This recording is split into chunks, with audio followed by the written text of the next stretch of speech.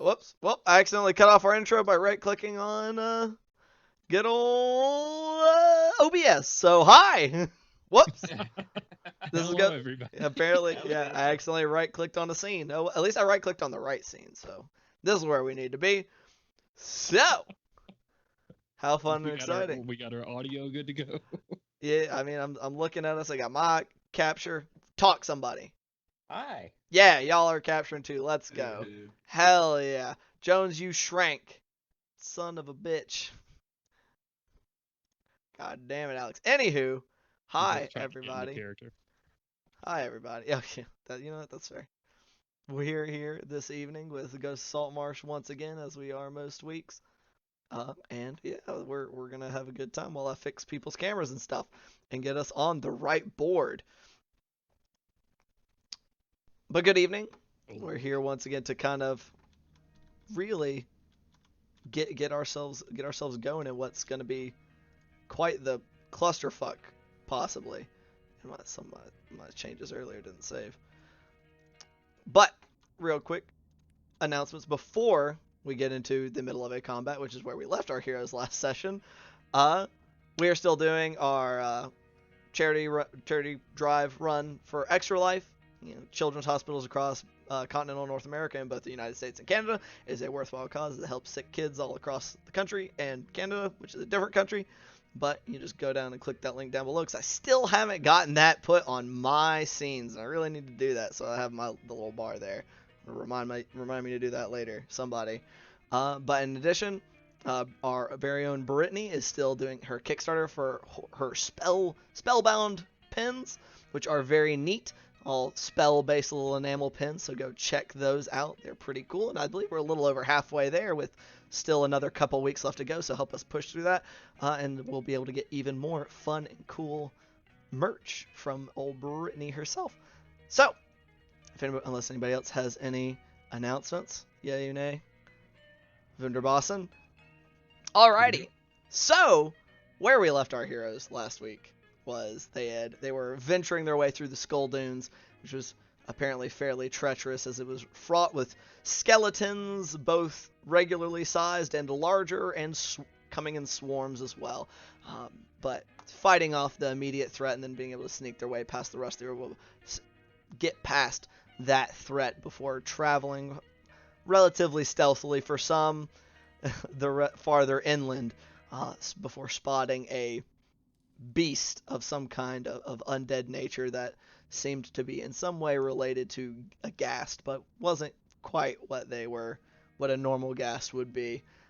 Before making it a little farther along, they did unfortunately trip up a little bit and get ambushed by this creature before it was chucked off the edge of a cliff rather unceremoniously by Jakob, where they were able to continue on their way, making it to the ruins of the settlement, the abbey, where the cult presumably resided before the attack from the pirates. Most of the buildings were burnt down and reduced to rubble, and they didn't see anything immediately, so they decided to take themselves a short rest within a mausoleum of a tomb that apparently had already been ransacked quite a long time ago.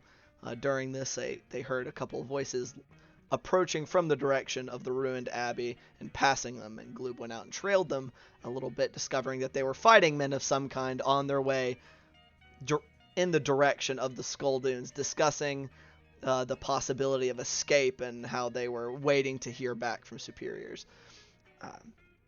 They, after quite a bit of discussion, came to the determination that they would leave those men to their business, finish up their rest, and continue forward. So they pushed in to a hole in the ground that may have once had a door of some kind surrounding it that led down beneath the ruins of the abbey, where they heard some voices. Gloob poked his head in, saw several figures playing cards while they, similarly to the gentleman outside, discussed their wait for rescue and escape from this island. One particularly large gentleman among the three. While discussing what they were going to do, Gloob realized that those on the inside had been alerted to their presence, asked Bart whether these were bad people, and when Bart more or less gave him an affirmative on that, made a snap decision, poked his head in, and put a bolt through one of the card players' throats as they rose from the table, and that man fell to not rise again. And that is where we're going to be hopping in at this session, as we have rolled initiatives. And so I have some of you that are still up top, but as our frog friend is the top of the initiative, we're going to be zooming in down here to our very own Gloob. Are you able to see and control yourself, my friend? Yes. So your head is right in there. This guy that you shot across the way, this robed figure, you did just absolutely eviscerate him as he took that arrow straight through the throat and collapsed backwards. You are still faced with a more roughly dressed figure that is more just regular clothes, though you can see some leathers peeking out from beneath his clothing, and then one towering figure of pale of skin and bald of head that is straining the seams of his chainmail, where he has picked up a shield and a menacing looking flail. I will say that now he's turned facing you. You can't see, he's wearing kind of a blood red tabard over his armor that's kind of belted in the middle, and you see that same symbol that had been identified as the symbol of Orcus kind of worked into the chest of this armor. So the pointy skull-headed mace adorning his chest. It is your turn, my friend. What would you like to do? Well, all right. I'm going to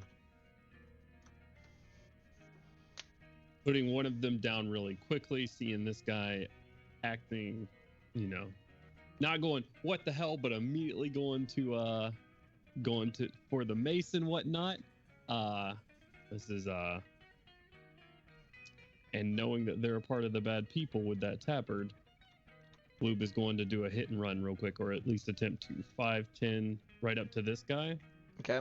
Have you did have your crossbow out at the end of last session. So what are we doing? Yeah, if I can sling my crossbow across my back and pull out the rapier and go in for a stab. Okay. Go ahead and make an attack roll for me. It's a natural 1. Oh no! Oh, that's a way to start the night. Unfortunately, as you run up to stab at this guy, as you can see as he's turned to stand and is dragging what looks like a jagged, ugly looking scimitar from his side. You trip over a small pile of rubble that is down in here, and you lunge, and just it goes wide, scraping, bringing up sparks along the floor. Am I prone? I'll make an acrobatics check to try to catch yourself. We'll give you one saving grace. Oh boys, it ain't my night tonight. Luckily I'm good at these. I'm sorry if my character sheet unloaded. It's a 5 on the dice, but you said an acrobatics check. Acrobatics. I get plus 11 to that, which is a 16. Okay. Yeah, with a 16, I will say easily enough, you were able to kind of pinwheel and catch yourself. I will say that it was still a natural 1, so you're not prone, but you lose 5 feet of your movement. All right, so that's 5, 10, 15. Just completely eating shit on this attack. I'm gonna go and seeing this guy beside me with this. Oh shit! And I'm just gonna turn around and go right back upstairs. Okay, you will take an AOP from guy you just tried to stab. I've made a melee attack. Oh, that's right. I keep forgetting that you are indeed a swashbuckler. Yeah. So never mind. Yeah. 5, You're able 10, to 15, slap. 25, and then I will bonus action dash. Okay. 5. I don't know how we're counting the stair. Those stairs. These stairs. I think we should be able to measure it. Let's see here. Oh yeah, that's right. So these are about 25 feet up. And I will take my whole turn to get to the top here. Okay. Which will bring you to standing right in front of Julian. I got 1, and that'll be my turn. Okay. That unfortunately brings it to somebody else's turn that isn't one of you guys. Oh, no. So let me get this guy. Oh, wait.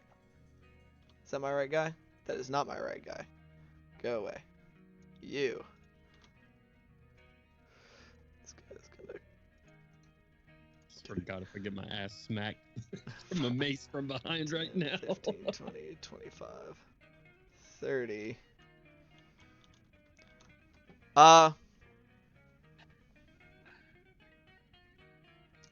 No, none of you guys are close enough. Anybody who has a high enough passive perception, I don't think.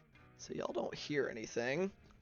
But let me make sure he's not actually gonna do something. I mean, it's probably pretty echoey down there, right? Not that much. That's 25 feet of stairs, and it's not actually directly from there. So, okay, yeah, that's what we'll do. Okay, so that will be his turn, bringing us to Ella, who, oh gosh darn it, I'm gonna have to constantly adjust whether we're getting rid of stuff or not. Bart, were you at the top? Had you guys advanced to the top of the stairs? I had moved up, but hadn't moved my mini at the end of the last That's session. right. Yeah, y'all all because I kind of had called moved up down there. the blue. So Ella is quite strident about handling these fellows. Well, if you got one, then we best not let them get up above here. Glue will bow towards the stairs for her. So 5, 10, kind of, and you're kind of on this top stair because that's a singular square that Julian is currently in. All right. So 5, 10, 15, 20, and now I gotta fucking lift this shit up again. This is incredibly inconvenient, I'm not gonna lie. 25, 30, about here on those stairs. And out of an abundance of caution, if she's by herself, is going to take the dodge action. You see her ready her shield, and when she will activate one of her, you see as she activates her S-stock. And begins glowing with a fluttering, bright fluttering light. Alrighty, which will then bring us to another one of their turns. Oops. Oh no. I was just thinking like how much of a dick move it would be right now if I just go, I'd like to move 15 feet down the stairs. Y'all are gonna end up with some very clogged stairs. Oh, son of a bitch! I really placed that way. 5, 10, I'm fine. I can move through everybody but Glue Square. 20, 25, 30. Y'all do hear some shouting of, "What's going on?" And then, ah! And oh god, my fucking eye, oh god. Bobby! I'm gonna assume that voice does not sound familiar to me. No, Okay. that is a new voice. And he's gonna ready in action. A Okay. new fighter has entered the fray. And then that will bring us to Bart. Bring us to me. Yep. Well, You hear some shouting down the stairs. You did hear a large roar before you saw, when you saw Gloob take a shot, jump forward, and then jump back and come running up the stairs, saying he got one. and Ella seems to be in a position of Advancing going. We down don't the need to let stairs. him get Yeah. up the stairs, essentially. Right. She said, like, don't let them spread out or anything. Okay. Or Do I no have escape, depending on how you choose to interpret. Do I have enough movement to get down the stairs? I mean, you can move. You're a halfling. It's Yeah. at 20. It's 25-foot stairs, so you would get to the bottom stair. Okay. All right. I will get as far down to the stairs, bottom stair, or at the bottom of the stairs, either or. Okay. And but before doing that, I will embolden bond my 3 homies up here. All right.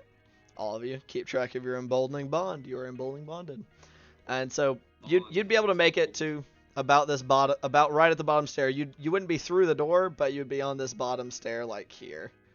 See where I'm marking? Yeah. I'll look on stream. You gotta put down your green slider. If you put down your green slider, you will be able to see down the stairs.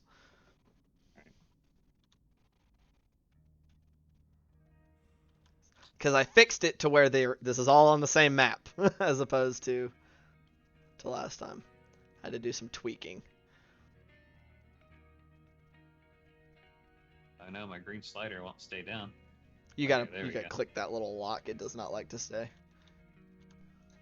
Is that a big Alright. dude? That is a big dude. Yeah. Can you move yourself? Yeah, I got it. Well, I did move myself, but it did not go. Oh no, where did I go? You're still on the top layer for me. You're over here. I You're don't in the know. pile of rubble over by Oh, Jakob. okay. Oh, yeah, there you are. You gotta kind of drop yourself down there and then scroll down a little bit.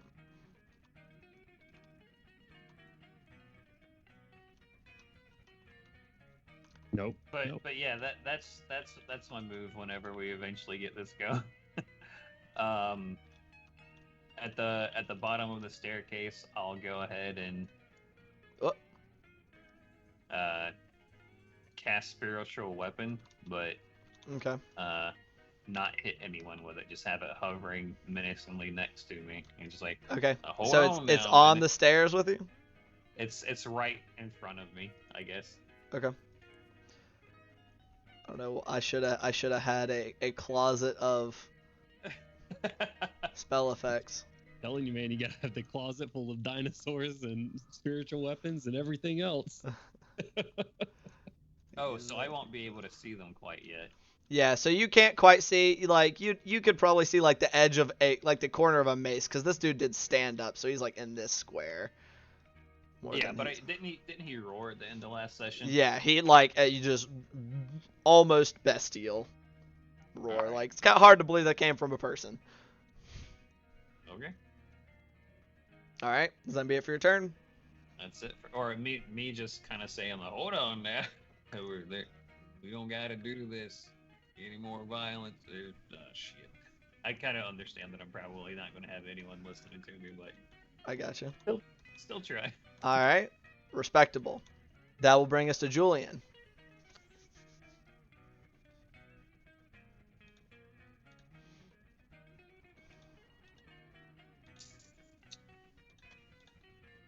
Well, exactly have a whole lot I can do from up here. Jump down in the party. What happens if you put those tentacles at the end of the staircase? That's one of the things I was considering.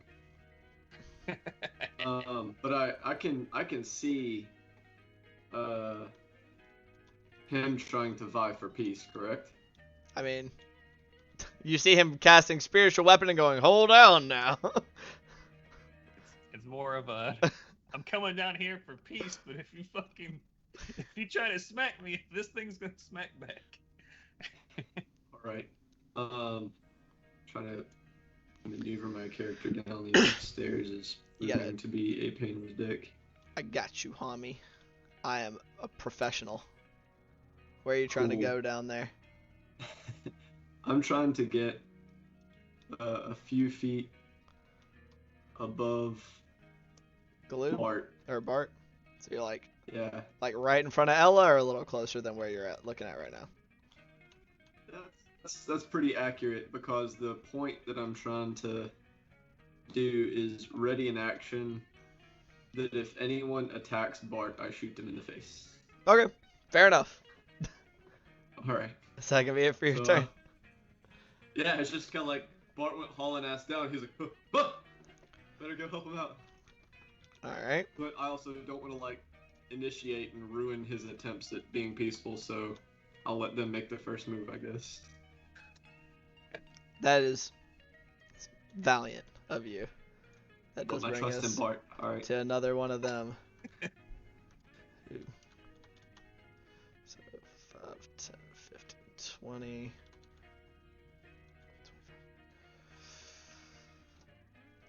Y'all hear on these stairs another of, now what's going on here, guys? Just like, hey, like, whoa, whoa, ah. And then probably a few mutterings of what sounds like a marching song. But other than that, nothing.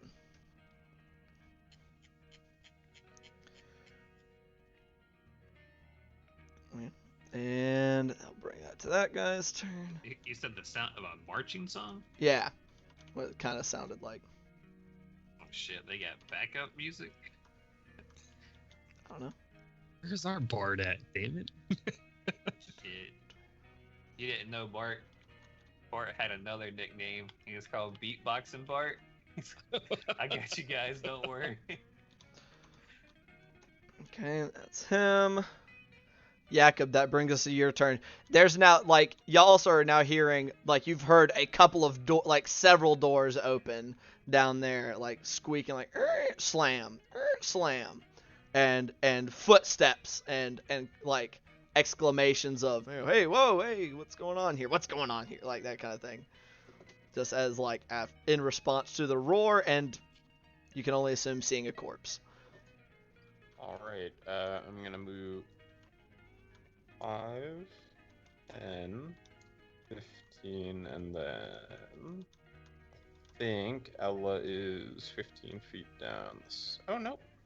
Ella didn't go too far because she wasn't trying to get all the way down to the stairs and be by herself. So she went most of the, like, about midway down and then took a defensive posture, and then multiple people just kind of ran past her. just down the stairs. I don't think it's gonna let me do it horizontal, or, oh yeah, it is. Yeah, it measures. So Yeah. I will be, I guess, right behind Ella. Grab me. Can you get yourself down there? There you go. Hey. As a First very, try. very crowded hallway. Or And then stairway. I am going to copy Julian and ready a action with a javelin. Okay, I will say that just chucking directly down the stairs, as there's two people who are not small in front of you, it's gonna be more difficult. I get that. You should have just leapt over the medium people. Right. Good gracious. Is that gonna be it for your turn, Jakob? That's gonna be it. Okay. Hey, can I help you? I thought I locked you out of here, you little fucker. Alright, that brings us to our big pale friend. Who lets out another and just 1, 10, and because that doesn't occupy space, is just going to run through your spiritual weapon and is going to take some attacks at you. It'd be fair to say that. Never mind. What's up? Nothing. I was just gonna make a knob joke. Oh my. Alright. So he first comes up and he just about tries to punch you with the rim of his shield. That's not very kind. You are, however, able to kind of duck as it like goes skittering off of the wall to your left with a natural 5. Now hold on, man. And flail coming down, kind of like up and over, catching on some ceiling. Just sparks are flying everywhere as he just seems to be kind of not particularly succeeding due to the narrow passageways. However, what's your AC? I believe it's 19 now. Okay, this is Correct. important. Is that 19? 19. Next one doesn't get caught on anything, but you bring up your shield as the end of his flail, like spiked flail, just comes slamming into your shield. You like almost kind of slam it into your chest, but you do not take any damage. That triggers my ready to action, right? Yeah. Is it really aggressive? Let's have a debate here. Is that aggressive action? I'm not sure. I'm assuming he's getting at least half cover. At least half, you would guess.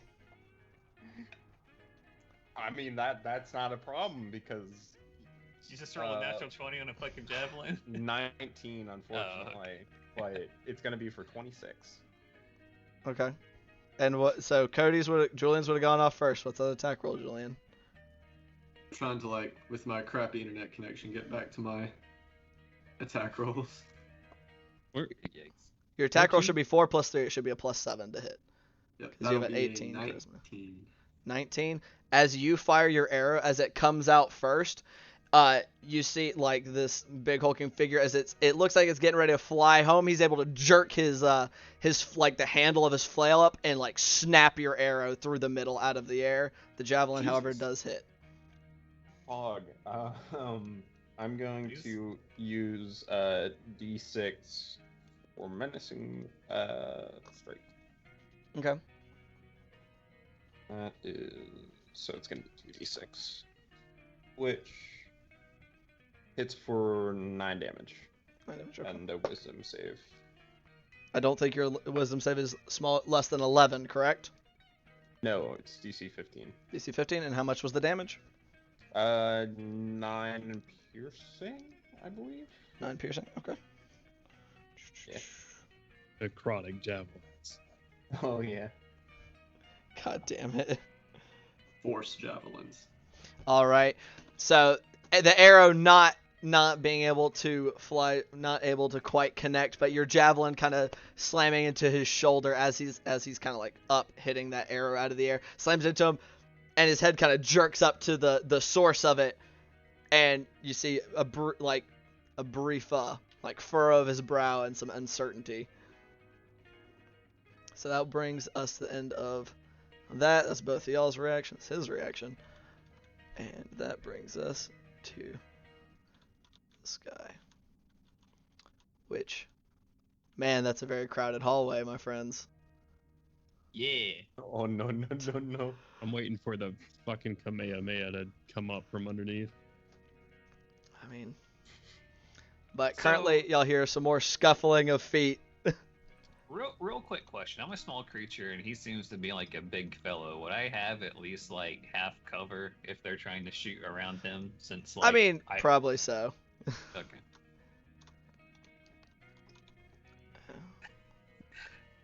Just trying to bring that up real quick before it immediately is going to be an issue, like right this second. Right. Y'all hear another couple doors open up, and some scatterings of feet.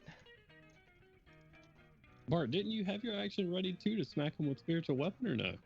He just summoned spiritual weapon can attack when you summon it, and it didn't attack. That's- So, and you can't hold a bonus He's action like anyway. in this. Right. square. This guy will. Where was this guy found? I gotta try, man. I gotta try.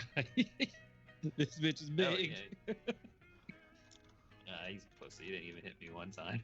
I'm about to get crit next round. It's gonna Yep. be rough.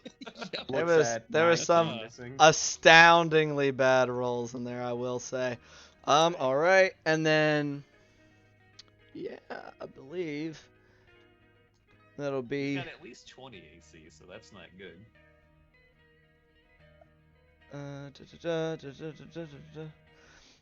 Hey, Yes. would a 20 have hit? I'm not telling you shit, dog. Because I had another +1 from my improved pact weapon. No. Did you roll your D4? No, but I'm not gonna ask for a D4. No. That definitely isn't happening. 20 wouldn't have hit either, so Okay. doesn't matter. All right. And Bart, you hear just some what sounds kind of familiar, but in a more menacing tone, as what appears to be some. Whereas when you do some of your spells, light settles upon your allies, a bit of darkness seems to settle about the shoulders of the figure in front of you. Ah, I see. Okay. All right. That'll be that guy's turn, which will bring us back to the top of the round to Gloob. Well, I don't know if there's much that I can do here. I just imagine how comedic this is. Gloob runs all the way back up the stairs like, shit's going down, and then everyone immediately runs past him. Let's get it!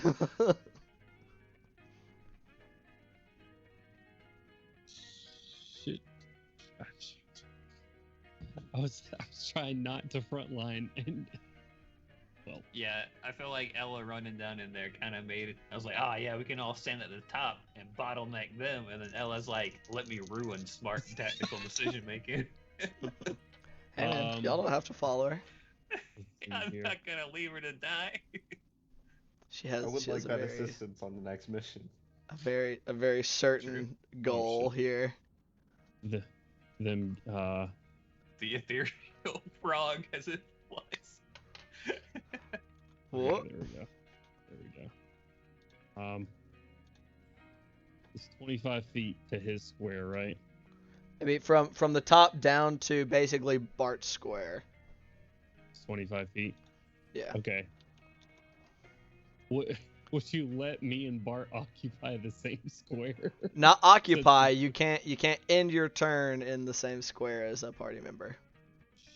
Is there a square between me and Julian? Yeah. Oh, okay. Well, I guess that works. Directly behind. Or are you trying to get a melee attack? Yeah, I was trying to get melee in.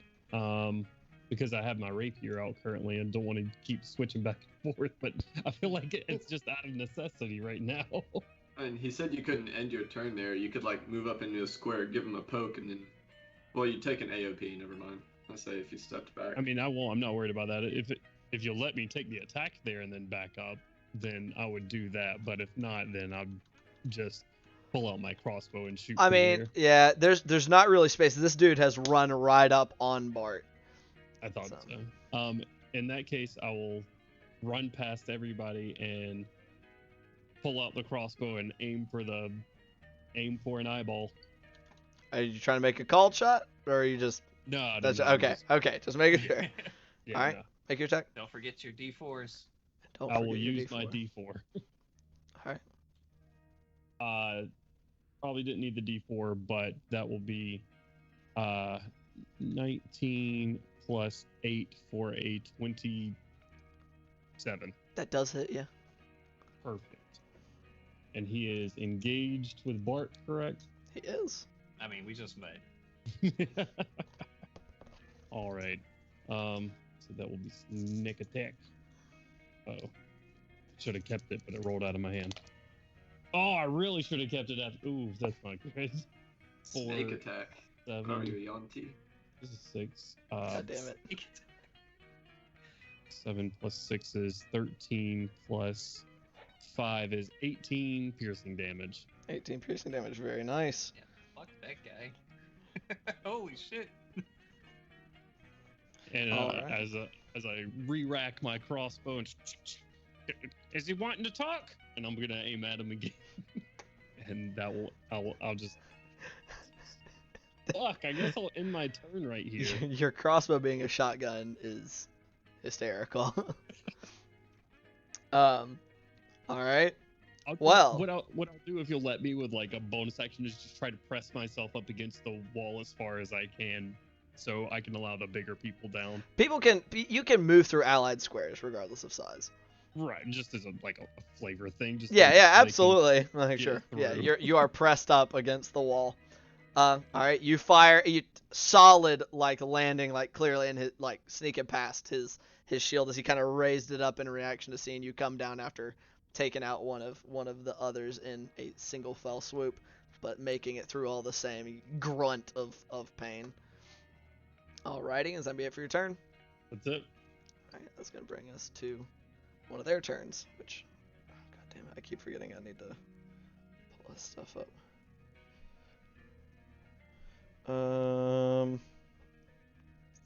Okay. Like this guy at the bottom of the staircase wants to negotiate. He looks like he's having some bleeding hands.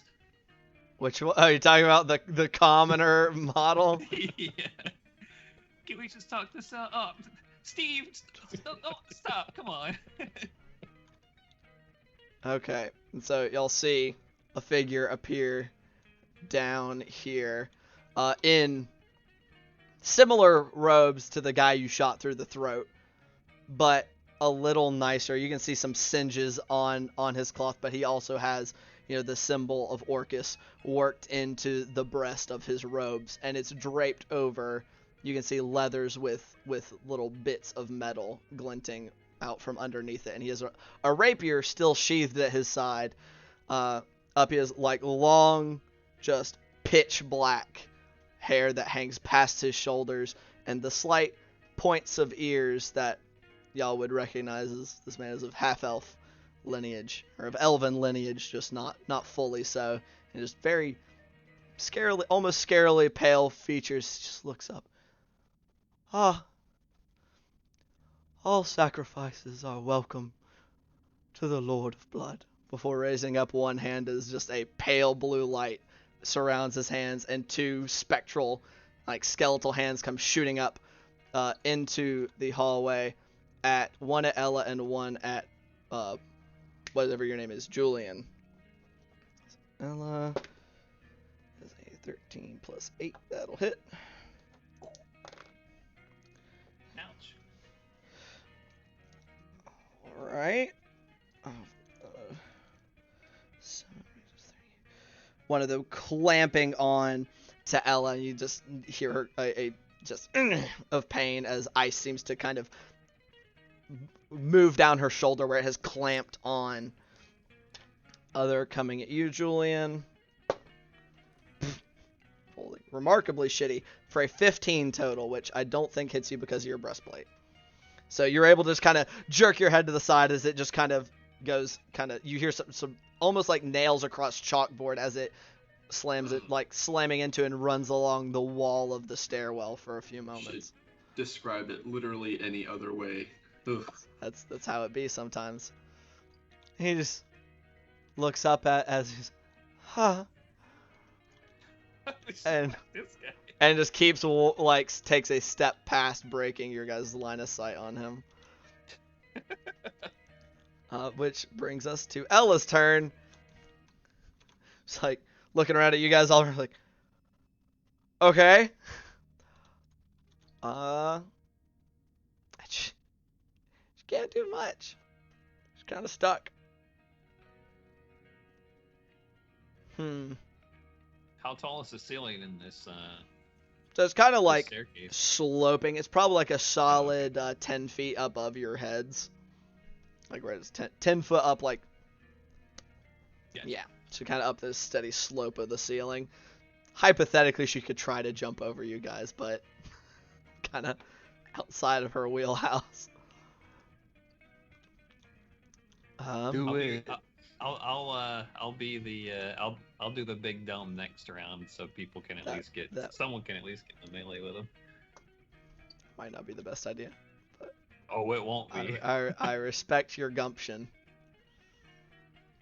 God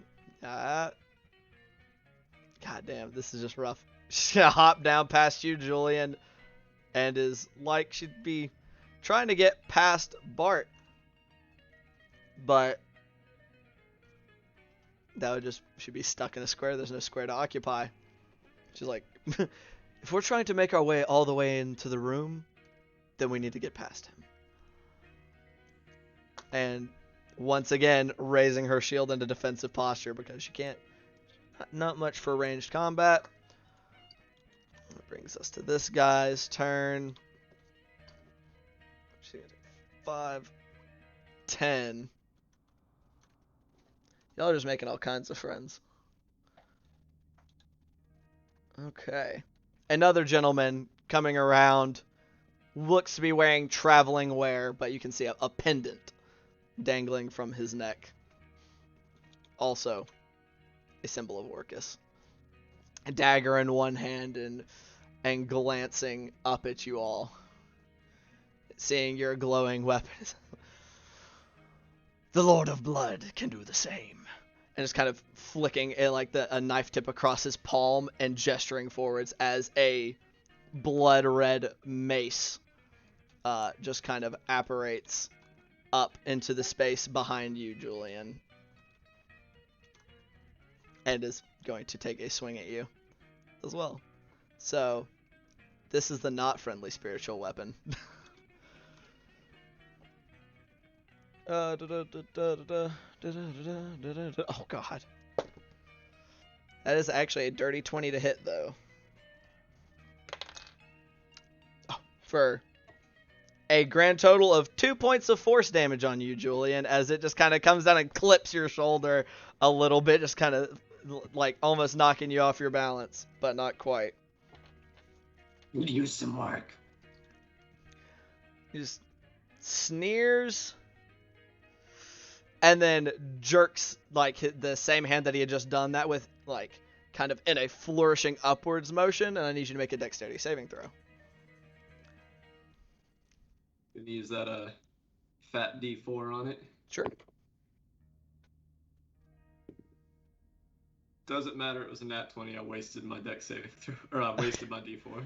Okay. As you don't have a ton of room, but you just kind of slam yourself to the side of the wall as some not quite the same as yours, but still malicious in nature, black flames just erupt from underneath your feet for like half a second before going back down.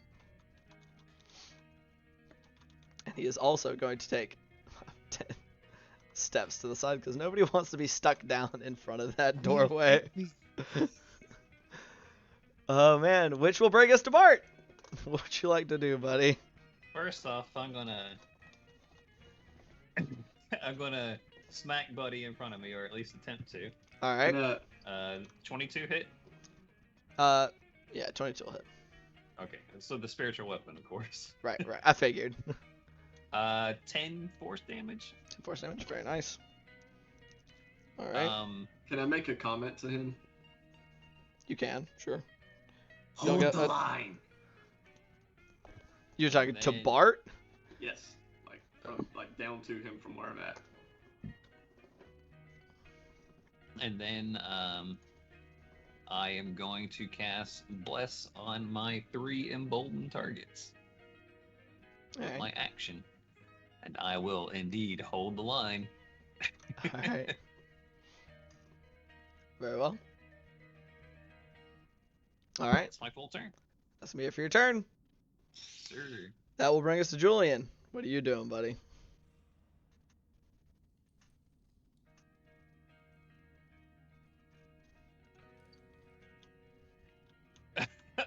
That will catch Bart. No matter what you do. You're muted, Cody. Then it will be 1 square back. Yeah, that's what we want right there. Okay. Alright, is that in your casting Hunger of Hadar? I am. That's about to become Tentacle Whisper Grabby Zone. Ooh, that's gonna be real hungry in there. Alright. Give me 1 second while I pull out our candles of area marking. You know you could just leave the sphere there. I don't know if we want to do that, but you can leave the sphere there. He can leave his sphere there, but he won't be able to click on anything. Oh, okay. He can't It's also interact. a little obscuring. Didn't they add in some sort of like object scaling thing? Is there any type of object you'd be able to scale for that area? Just a fireball. Not that size. Not. Oh, okay. Not Fair a enough. circle. How big of a pumpkin can I make? This is And gonna touch pumpkin. Yeah. destroy the dungeon. Too big a pumpkin. Yeah, fucking Cinderella, eat your fucking heart out. Oh man. That's what I need more than I need a closet of area marking. There we go. Next character is like the celestial fairy godmother that just goes around and has wild, fucked up, really terrible spells, but are nice Okay. and Disney-esque. All right, and so you cast your Hunger of Hadar in there. If you want to undo that, Cody. All right. Yes. And The light you for the lose. darkness. I'll lose sight of a lot of people, and that does not do damage initially, correct? It's at the start of their turn, right? And at the end of their turn. Well, if they end their turn in it. Yeah. Okay. And it is difficult terrain. Right. And magically dark. So dark vision don't mean shit. Right. All right. Does that be it for you? I think it is. Okay. Yeah. Alrighty. It's gonna bring that to his turn, which I don't think. Yep. There is now, but you guys do now hear from this. There's now just an orb of just pure blackness with what you can vaguely, you think you see writhing movements from within this sphere, and just very vaguely just whisperings and just as Solar. just emanating from this sphere. Julian, I real hope that's you and not one of them. Thumbs up. I'm not taking my sight off the giant person in front of me. You with a can't see really him angry anymore. flail. He's Right, inside well- this sphere. I don't know when that flail's just gonna come swinging out of darkness towards my mouth. So That's a good point. Okay, fair enough. keeping their eye Yield on up. the not Uh, guys. All right, that's gonna be his turn. I'm over here like Wilson.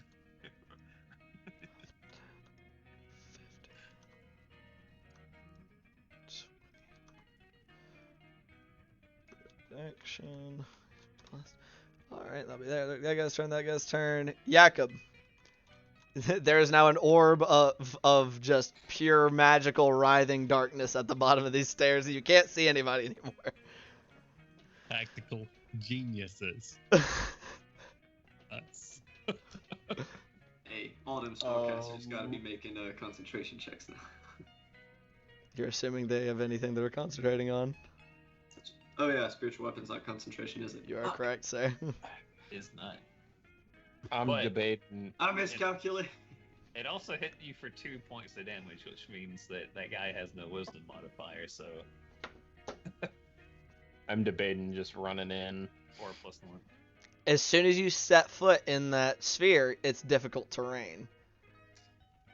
And he doesn't take the initial damage unless he starts in it, right? Cody he'd only take the ending damage. Okay. Yeah, it's 2d6 cold if you start, and then dex save for 2d6 acid if you finish your turn there. There you go. Is it save or half, or is it just save or sight? Just out of curiosity. Save or suck for the acid. And then the 2d6 is unavoidable. The cold is unavoidable. Okay. Okay, so if I were to try to push past all my friends, Mhm. and I made it to the bottom of the stairs, and then ran into Big Boy, You have no idea. well, this is a rules question because I don't know. I'm not allowed to end in a friendly player's space, but I Correct. also don't know if Big Boy is still there. Right. You'd have to So- make a check to try to get past him. I believe. Okay.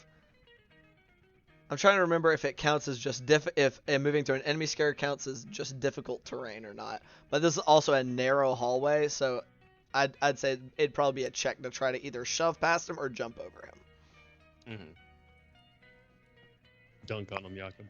It's easy to push people out of the way if you have that sword inside of them for leverage. So yeah. try that one. There's also, you could try, if you ran into him, you could try to take the shove action to shove him backwards.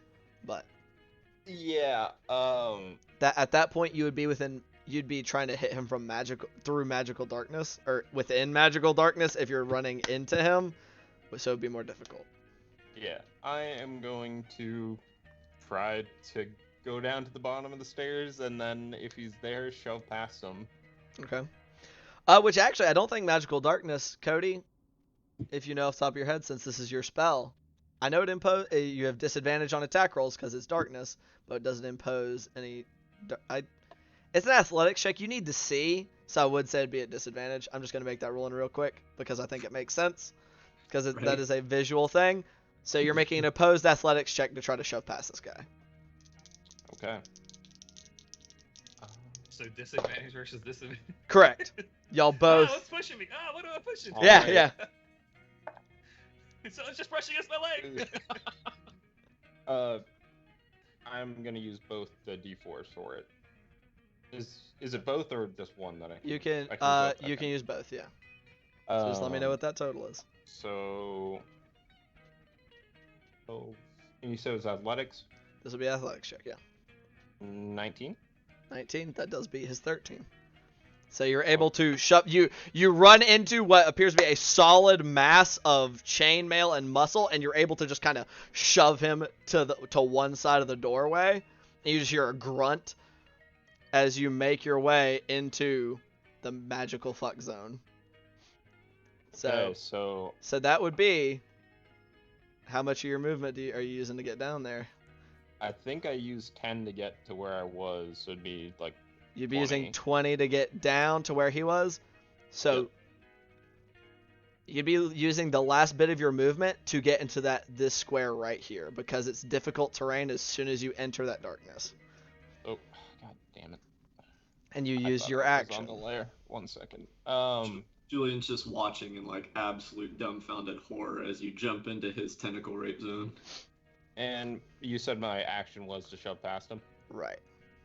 So I am... You are inside that darkness, and you get in there, and just immediately as you it's like going through almost like a curtain of just ice cold water, and what was vague murmurings and just some just quiet slurping sounds is now just all encompassing around you as you hear just madness, mad murmurings, and just this, and you feel things vaguely just like brushing across your skin and your face and just everywhere. I was gonna flavor it as like the sounds of like rushing water and deep sea predators and Sure, stuff. if that's what you would like. I would like. That's what you hear. You hear rushing water and deep sea predators. I don't know Yeah. necessarily know what Take noises they make underwater. Every Jaws sound effect, all at once. You just hear the Jaws soundtrack. No, All sound right. effects. Sound effects. Jesus. I'm going to action surge Okay. and dash. Okay, so you can move 3 squares. And you're also in darkness. So you haven't seen the bottom of these? Which is what I was going to ask you to do. Yeah. Can you flip a coin for me? Right is going to be heads and left is going to be tails. Sure. If you're just doing a straight 50-50. So, I don't have a coin. High-low. High. High will be right, low will be left. You go left. Okay. So, 3 to the left. So that would put you, yeah. You just barely take your step out of that magical darkness, so you don't have to make a dexterity saving throw. However, you're stepping into an immediate, as soon as you step out, you hear a familiar thwap, and as a crossbow bolt gets fired at you from a ready to action. So that's gonna be... This model makes it so hard not to imagine Jakob as fucking Arnold Schwarzenegger. Alright, he's gonna use that. However, you are able to just kind of dip your head to the side as it misses, like hitting you like square on the face and skitters off of your armor, like shattering against the wall behind you. Well, that wasn't very nice. You are also standing right next to a gentleman who is wearing fairly well-kept scale mail, has a long sword in one hand, a shield in the other arm, and has kind of close-cropped, like dark brown hair as a human individual who is now just kind of turned and looking at you and just is like a bit of a smirk on his face. Like, well, hi there. Hi. That'll That'll be be it the for end your of my turn. turn. Yep. All right. And Dungeon Master, did you want me to just roll the cold damage and you'll apply it as it becomes relevant on their turns, or did you want me to roll it per turn? I'll ask for it when we hit their turns. Okay, gotcha. All right. Is that gonna be it for your turn, Jakob? Yep. Okay. That does bring us to the big guy's turn. Go ahead and roll your cold damage, Cody.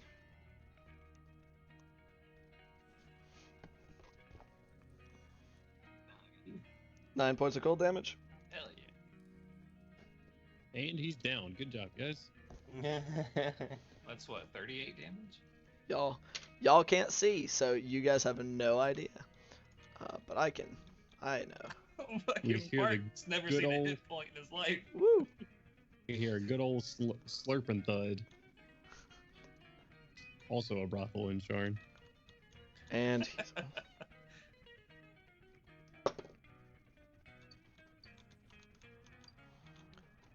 let's see here.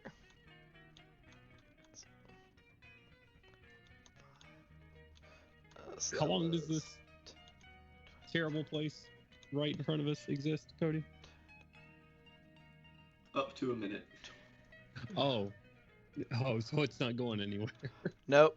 And Jakob, almost like almost right on your heels as you make your way out. Crossbow bolt comes flying past your face, and then as you're looking over saying, "Hi!" Big dude just comes barreling out of the darkness. Kind of say, like, jerking his head around, and his eyes settle on you. He's, Oh, good to see you again. however, Am I able to hear through the slurping which No. direction the big feet go? I'll say not. This is right in your face. It's completely blocking the doorway. Right. With how the spell measures out. And so that brings us to that guy's turn. It's his turn. Roll your cold damage again for me, Cody.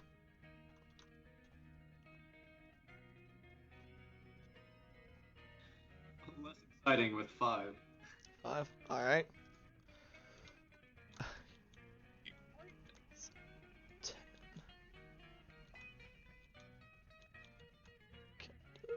Woo! 20, 30. So you see Jakob, another guy just running for his life out of that darkness, just heavily panting. Was it this gentleman right above the dude with the sword? Yeah. Did he possibly? He go and he come- passed between these two guys because you can move through friendly squares. Sure. AOP? Sure, why not? Why not? No, I did use both. Unfortunately, both of my D4s, so it'll just be. You get one. You get the bless on every attack you make. So you get the D4, and you can use one use of the other D4 off of your actual turn if you would like to use it now. I'm going to. Okay. Now that is just a regular weapons attack, so it's going to be 16. 16 to hit. Yeah, it hits. Okay. I am going to menacing attack him. Okay. The D8. All right, roll that damage. Okay, I rolled a lot better on that damage. It's going to be 11, 15, 19 points of damage. Okay. Sheesh. So as this guy comes like hauling ass out of that darkness, just panting heavily, and you can see what looks like kind of the starts of frostbite on parts of his skin, and you just whirl and quickly like do a like short range, just jerking your sword up and over, kind of holding it higher up like above the crossguard, and slamming down and still penetrating his like this section of his shoulder before you wrench it out. And he, like, his forward momentum carries him a few, like, steps past his comrades before he just fucking down and just blood seeping across the floor. Hell yeah. Alright. Now I only have to deal with His turn. 4 motherfuckers. There's a few guys here. Is that big boy? This guy. Yeah, this guy. No, No, it's that not. Big boy is still up. Okay. So that guy's. Big boy that is guy's right not beside fucking you. going anywhere. Should bring us to his turn. Jakob got an AOP on one of the confused guys. He did. Oh. He's no longer confused, that's for sure. Nah, he fucked around and found out. All right, Jakob, as you see the dude, the guy that's behind this table over here in the robes, next to the guy that shot a crossbow bolt at you, just like jerk his head over at your murder of one of his comrades. He does like a quick movement and incantation, bringing his hand down. Make a dexterity saving throw for me. Ah, there are my D20s. Oh. Yikes. That is a natural 1. Okay. Plus Alright. bonuses, you might succeed. Let's hear. Okay. 3. So as you're standing there, similar to what you saw happen to Julian earlier, just dark flames just erupt around you as you take 4 points of radiant damage, which shouldn't be how that is, but that's the spell they've got. Evil radiant. Evil radiant damage. Oh no! Get hit with black light damage.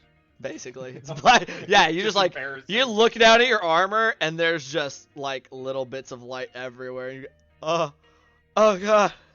Yeah, they Ah! got Ah! blacklights, they got glow sticks and everything. We didn't interrupt a cult, we interrupted a rave.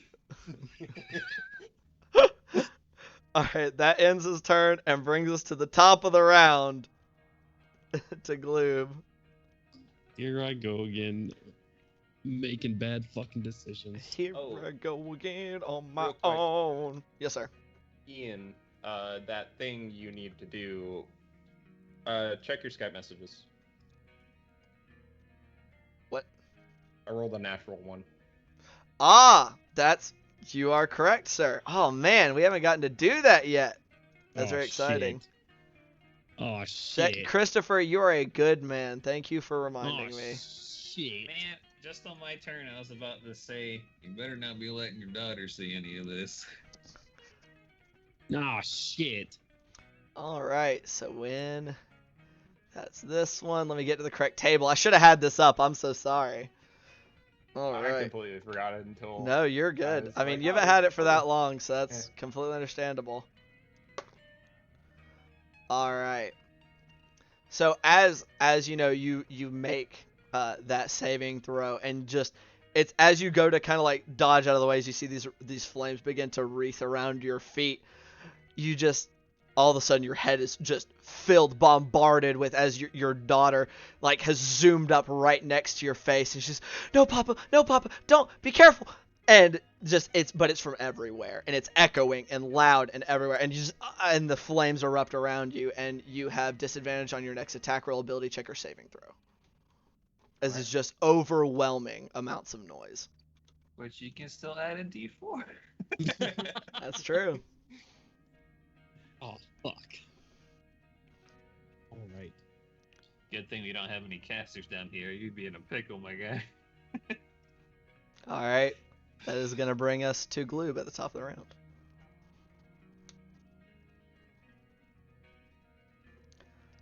I don't know which way Jakob went. I know what down here looks like though, because I saw it Right. earlier. Well, technically, you did only open the doorway to see the right-hand side. Yeah. You're right. You knew it was like you got the feeling that it was open over there to your left, but you just didn't know how open. There's space of some kind. But yeah, Right. you saw people walk by. Right. Yeah, and you saw people step past. You saw a couple of people step past both sides.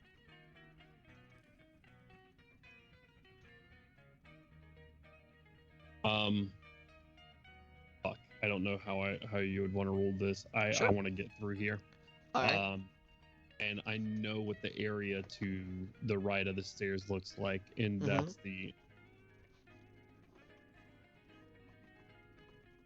that's the only thing I know what to do. Yeah. I mean, I think that's perfectly fair. 5, 10, 15.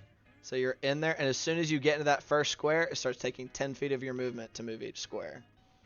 Okay. So this would be instantly 25. So that would be my movement right here. Right. And just let me know if I go to hit something.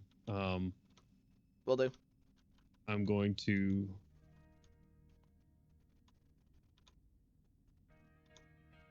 I'm going to bonus action dash. Okay. If I can, here. I'm going to bonus action dash, and if I can, keep my hand on the wall. This side of the wall. I don't here, see any reason why not. And follow the wall around 20. if I can do that. So 10, that's taking 10, 20. 20. And I'll stay right there if I'm outside of the ring right there. So this is one of those where it's awkward because your token is small. If you were snapping to the middle of the grid, you'd be being it's about half if about half of your base is covered. I'm counting as in the effect. Okay. So about half of your base would be covered if you were like smack in the middle of that square. Okay.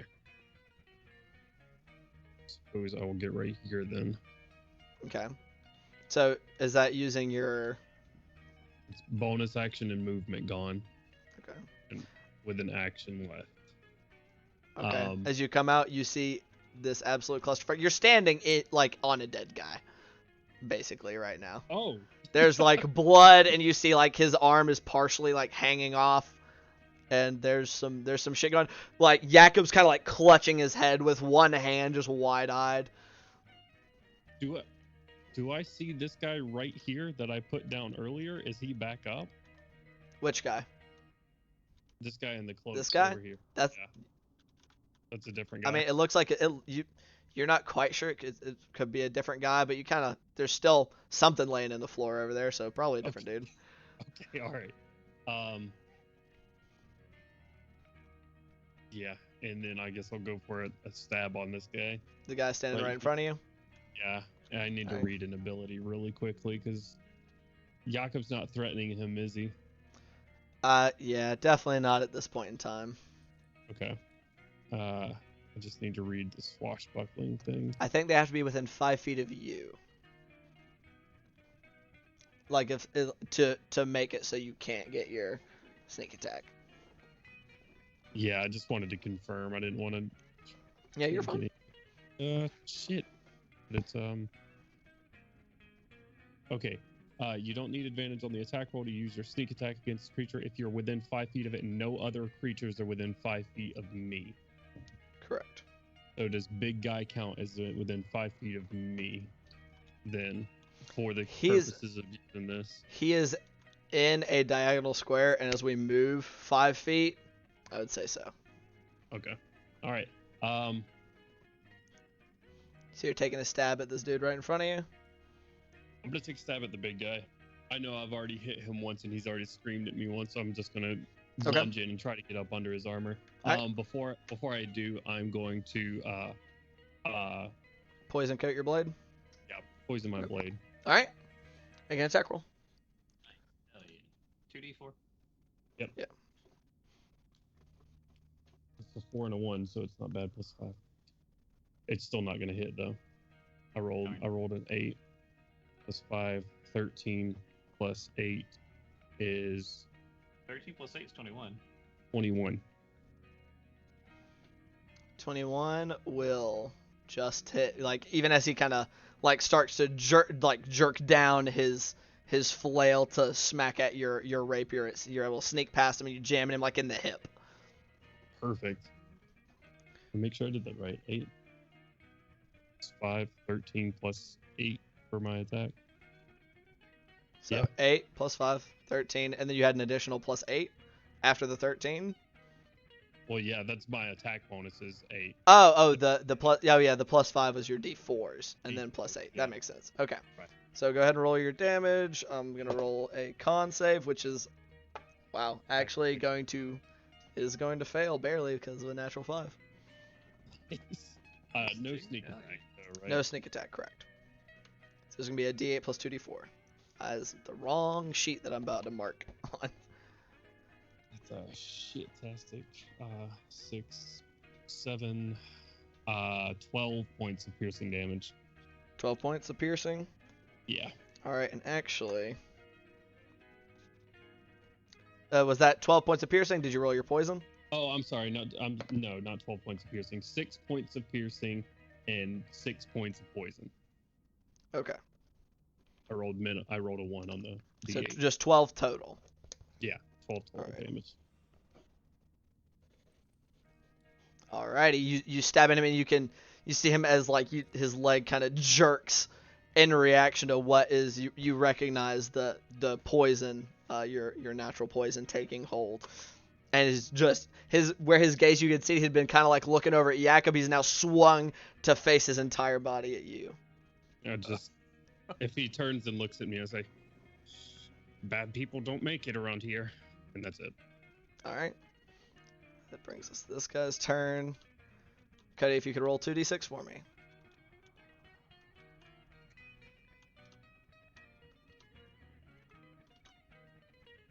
It'll be 8.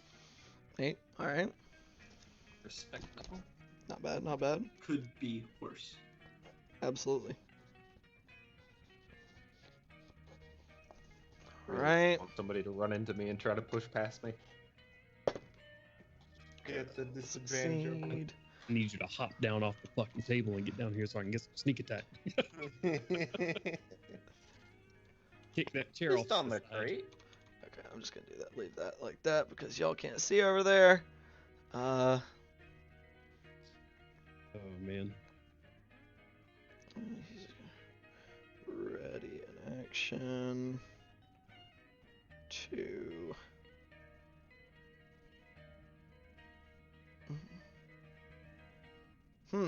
Difficult decisions, my friends. I gotta check something. I'm so sorry.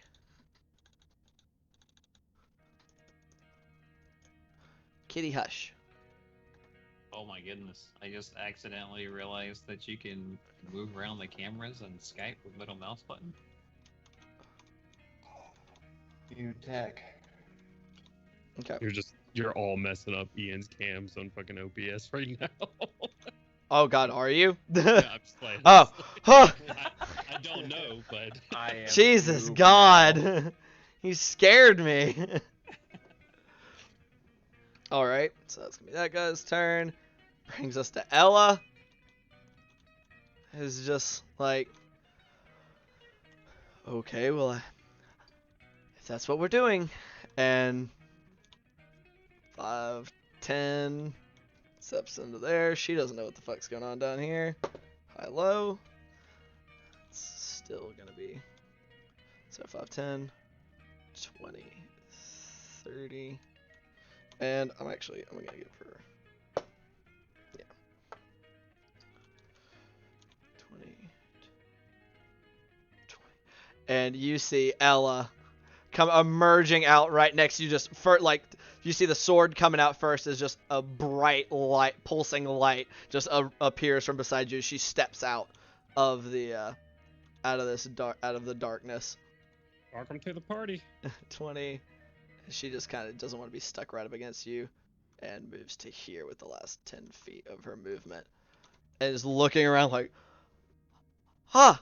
so it is. But unfortunately, she had to use her action to get out of there, so that's it for her. Bring us to that guy. Can you roll 2 more d6s for me, Cody?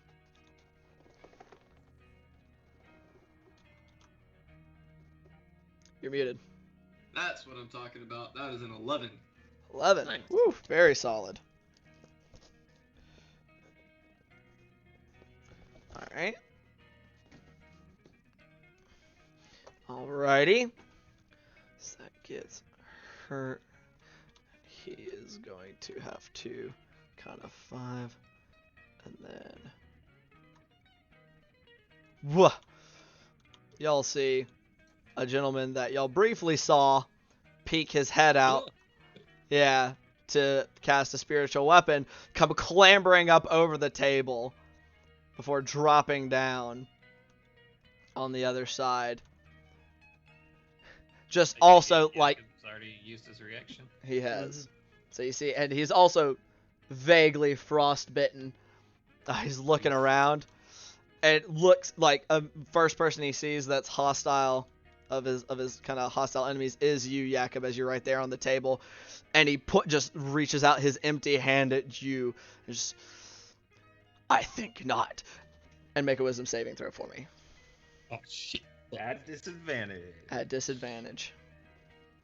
With the D4. Wait, do I get to use the D4? No. You get Okay, your I use- blessed D4, not the other one. Okay. Thank you for the D4. Said wisdom. Oof. Yep. Yeah, I'm gonna be feeling that. 10. 10.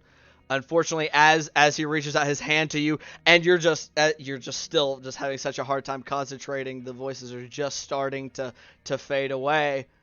Your muscles all just freeze up, and you can't move at all.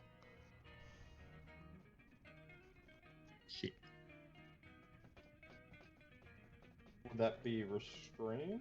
Or You are paralyzed. paralyzed. Cool. That's not good, is what that is. Yeah. Correct. That's not So- good at all. With Bart's passive perception, would I be able to hear that there's a whole bunch of shit going on the right side as opposed to the left side? What's your passive perception? Because you are on the other side of a stone wall. 18. 18. You hear some sound over there. You can't make out like exactly what, but there's commotion of some kind. That's all I need. All right. Where the commotion's at. All right, and that will bring us to your turn, Bart. Speaking of. All right. Can I actually make it down to this spot next to Gloob with my movement? With just your movement? Yeah. So you're taking 5 steps into here. 20. Right. 25 would put you at that square right where you're hovering over. That square?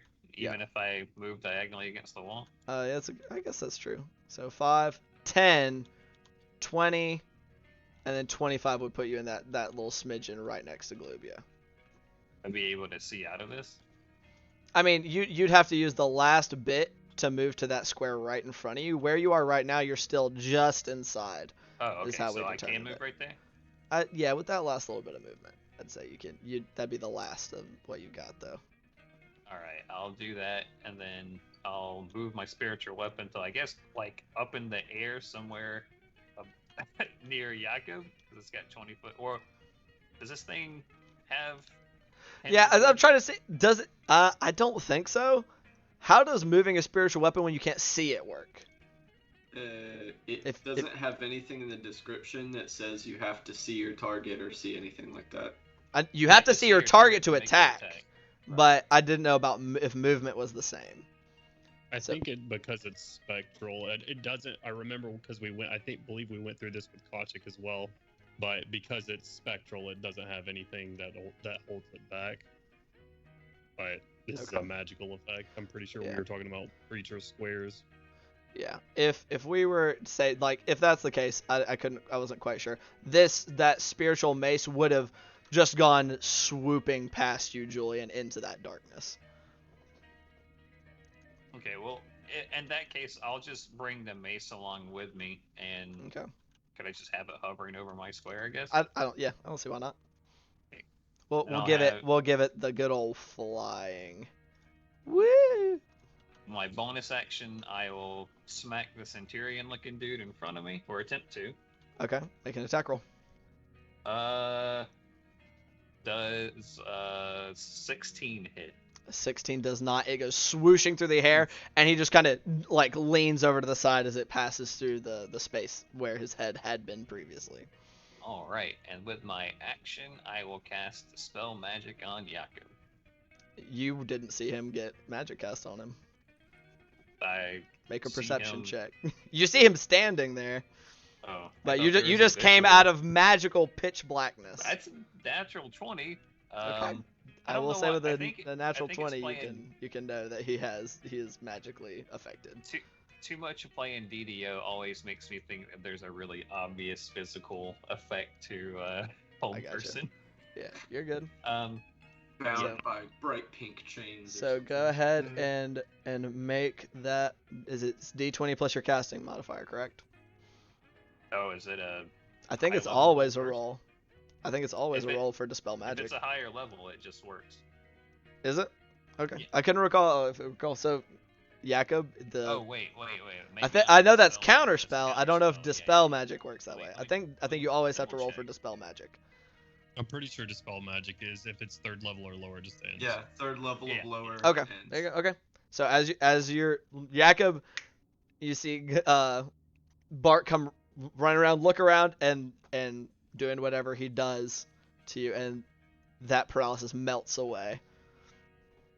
Thank you kindly. Yeah, I'll make a very obvious gesture and just sort of make a shooing motion at the end of it, and then all your muscles will kind of relax in a nice little warm fuzzy feeling. You get a little bit of pins and needles if you just got done through a massage for like a couple of quick seconds. Yeah, Thank you. that's my turn. Every last ounce of it. Alrighty, good shit. That was a turn well spent. Definitely. Alrighty, and so that brings us to Julian. You are now alone on the stairs. Shaking my head is what I'm doing. Just kind of like, ugh. Every Should single I one just- of your friends have just gone running through this magical darkness. All right. Free action to drop the Yeah. concentration on that spell. Sure. Just let it fade away into whispers and nothingness. Yeah, let I'll me. need 5, 10, 15, 20, 25, 30. Uh-oh. Bam. Trying to get rid of all my candles. It keeps and I wanting to cast it grab the again. floor. No, I'm joking. Right on everybody. He says, "Know what? You want to be in it? Fine, be in it." Want to get nuts? Let's get nuts. Did I recognize the purple cloaked staff dude as the one that did the skeleton fingers? Which one? No, that was not the guy. Alright, these two are the spellcrafty dudes, right? Which I can't ones? do a light. Purple cloak and creepy hood dude. You haven't seen this guy. This is the first you've seen this guy. Okay. You also the first you've seen this dude who you see behind wearing some splint mail and stuff, who's currently holding a heavy crossbow, and then this guy right here he's not actually wearing purple cloak. He's wearing what looks like traveling robes, and you can see hanging outside the front of his shirt a medallion that appears to be a symbol of Orcus. And he has a knife in one hand and just has his slight bleeding open palm in the other. Alright, well, and then what's this dude off to my northeast? Oh, also, Cody, make a Constitution saving throw for me. Oh.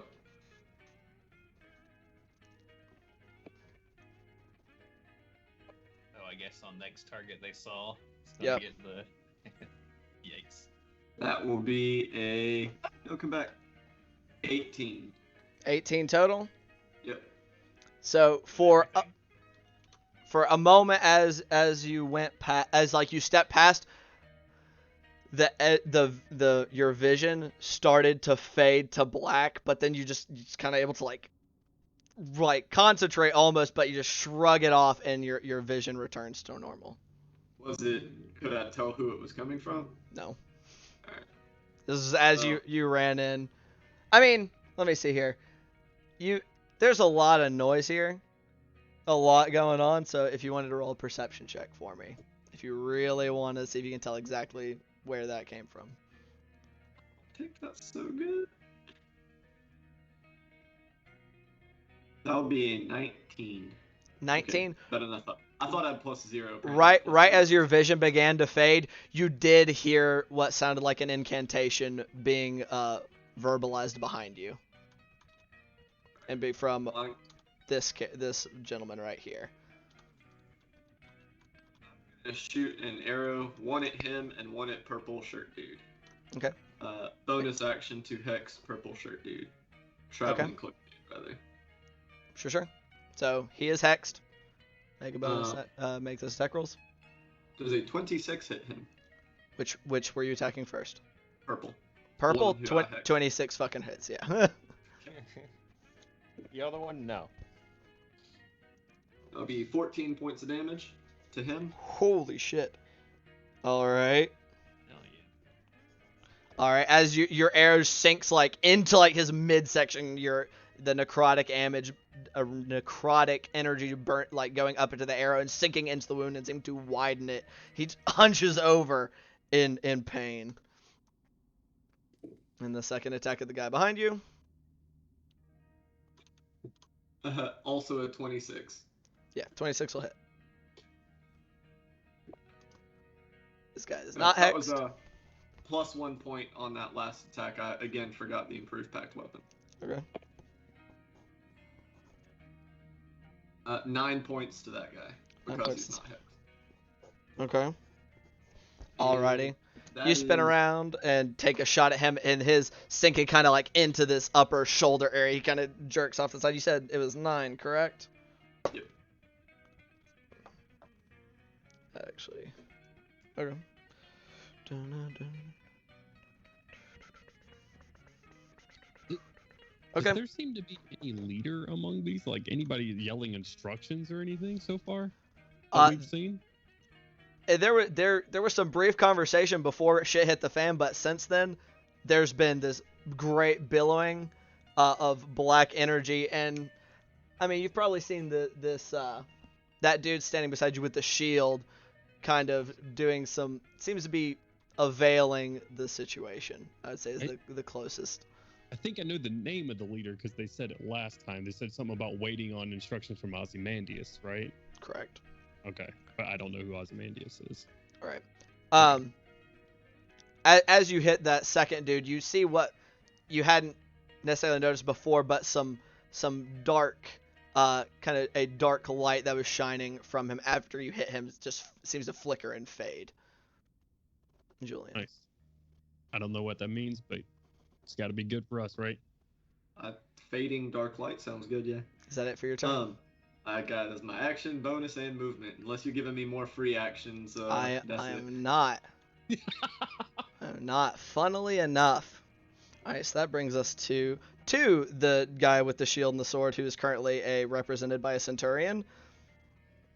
And what is he gonna do, my friends? What is he gonna do? You got a name tag on? He does not have a name tag on. Okay. It's Jeffrey, get him. What? Hey, kitty, will you stop? I haven't had quite enough time to exile you from the room. You know what? This seems particularly effective right about now. Uh-oh. Let me see here. I don't like that. Probably shouldn't. Counterspell. Yeah, I wish. Oh, son of a shit. No. Okay.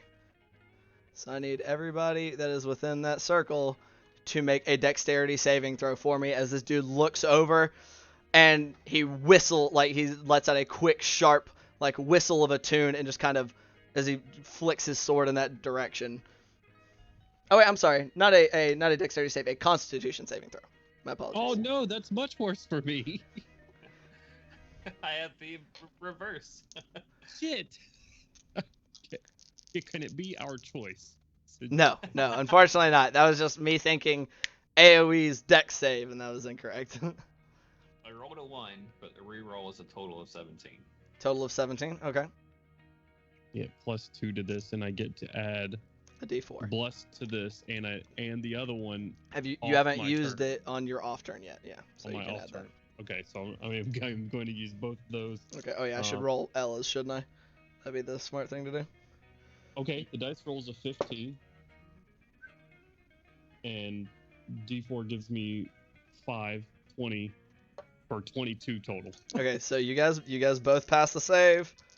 But It you means you still only take 56 points of damage.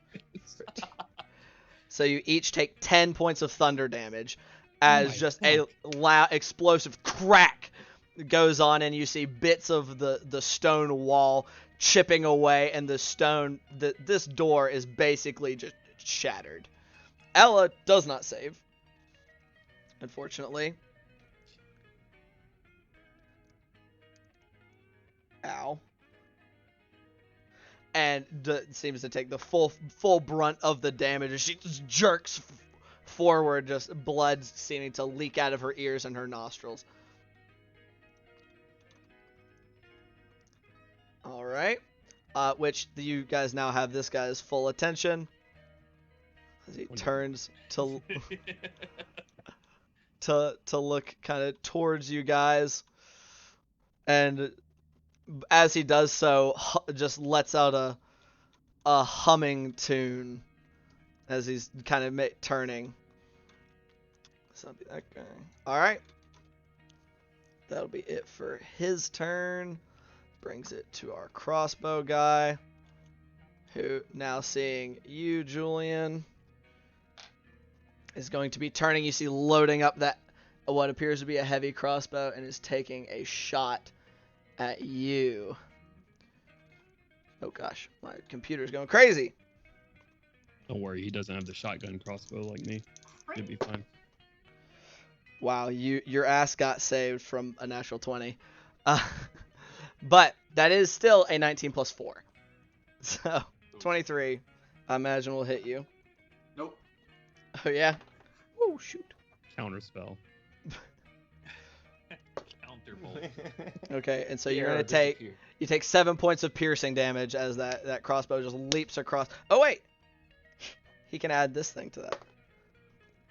What did I say? 7, 13 points of piercing damage as that crossbow bolt just slams home into you. Almost forgot that could be done that way. So there we go. And he seems fairly happy where he is and just starts cranking back another bolt. That will bring us to Jakob. Fuck. I am going to hit the big boy with the shield. Mm-hmm. Fuck it. Great weapon master. All I'm right. using both D4s. Let's All right. go.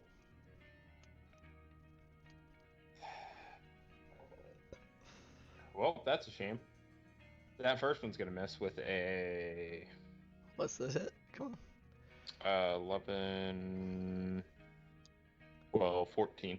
14 unfortunately does not hit as you bring it in and he just like clocks your greatsword to the side with a mailed hand. Now that second attack, I am going to regularly Regular shoot attack him the same when guy? I'm- Okay. Yep. Okay. And then You only I'm get going one to- d4 to that one. oh, Bless applies to every attack, and Emboldening Bond can only apply to one. So even with the D4, I know I'd miss. So I'm gonna precision attack. Okay. Which gives me 26. 26 will hit. There you go. Yeah, I rolled a 20. Okay. So that's gonna be 9, 14 damage. 14 points of damage. Yep. All right. I'm running out of space on my notebook. All right. So that first one, missing, you then come in like from down to the side, and he's not quite able to get out of the way or interpose his shield in time as you smack into his mail, sever some of the links as they go spraying across, and you see some blood, drawing some blood underneath. All right.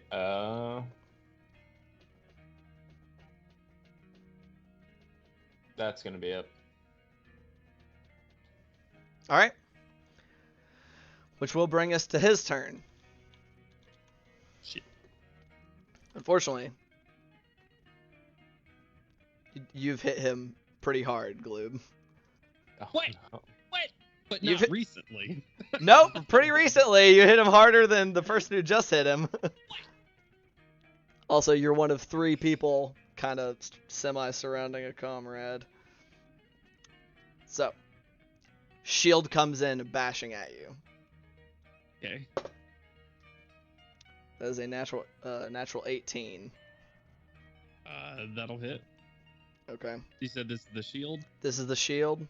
Okay. That does... Are you saying it's the shield for flavor? No. This is a shield. So I Is also there need not you a- to make a strength saving throw for me. Oh, shit. Okay. You are, however, going to take 6 points of bludgeoning damage as well. Does it Alright. work different in 5th edition to where if you attack with your shield, you still get your shield bonus? Yes. As far as I've seen nothing saying that you don't get your shield bonus if you're also attacking things with your shield. Okay. I thought it was an 18. It's not. It's a 13 plus 1. You are or a prone. 14. I'm prone. You are prone as this kind of slams in your face, and not even like a standard shield bash, but he's like punching you with the rim as it catches you kind of right in the face and like knocking you over. That's not good. He's then going to follow those up with 2 flail attacks.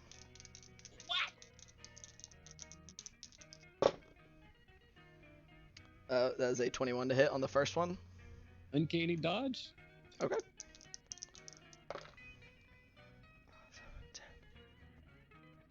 That was me 14 points of bludgeoning damage. Halved to 7. Okay. The second attack is going to be a 26 to hit. Yep. 8, for 12 points of bludgeoning damage. Uh-huh. As Bart and Jakob, you see this guy just kind of whip around and just punch, like I said, with the rim in Gloob's face. And as he goes down, just 2 massive overhand like whirls of his flail. The first one coming down, and like he just kind of keeps it whirling for the momentum as it comes crashing down a second time.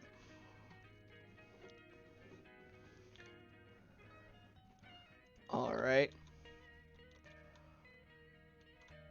And yeah, he's pretty happy where he is, stands shoulder to shoulder with his not actually Centurion buddy. That guy's dead, so not him. He doesn't get to do anything. However, 5, 10, 15. This guy comes run up to you, dressed similarly to actually, you haven't seen any of these figures, Julian, but you see a gentleman that's kind of in more plain, regular clothes, but with the symbol of Orcus stitched in to his breast. You see like leathers underneath his clothing as he comes at you with kind of a wicked-looking scimitar. Yeah, that's gonna be. That's a 14, unfortunately, which I don't believe will hit you. So he comes in and sweeping in kind of for a sideways cut. You're able to kind of lean out of the side as it goes through air. But he is going to kind of keep on you. And his turn. And bring us to that guy.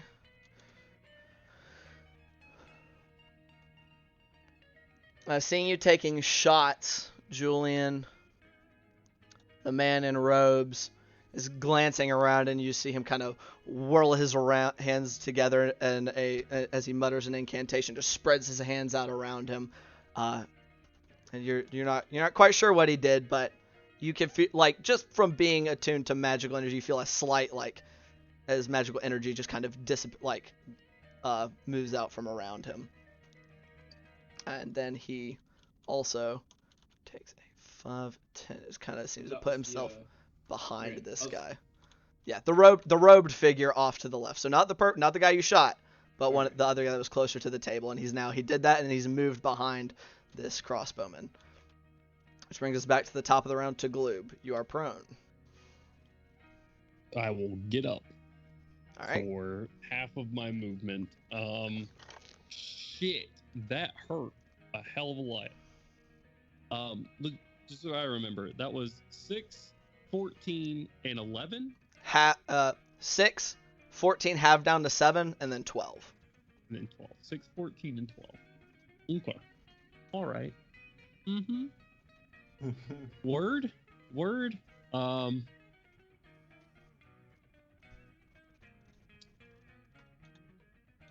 I'm going to make my attack.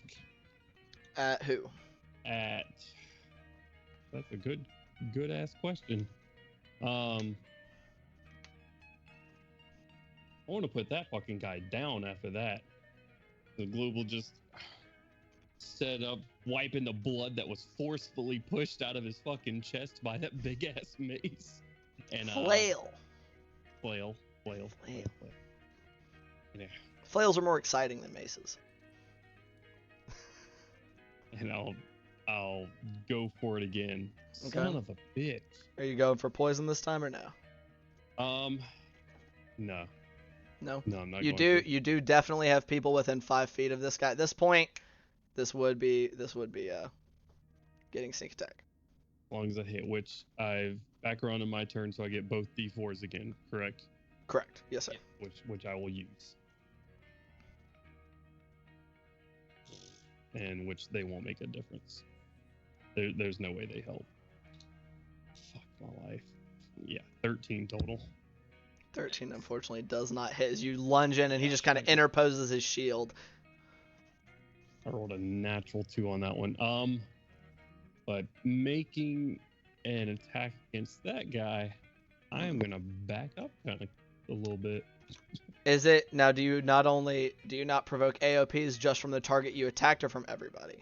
Let me clarify for you real quick. That is important. Yeah, it is. I will bonus action disengage if I need to. That's fine. I just want to make sure. Right. But I will make sure for you. Now, it is that creature. It says... Okay.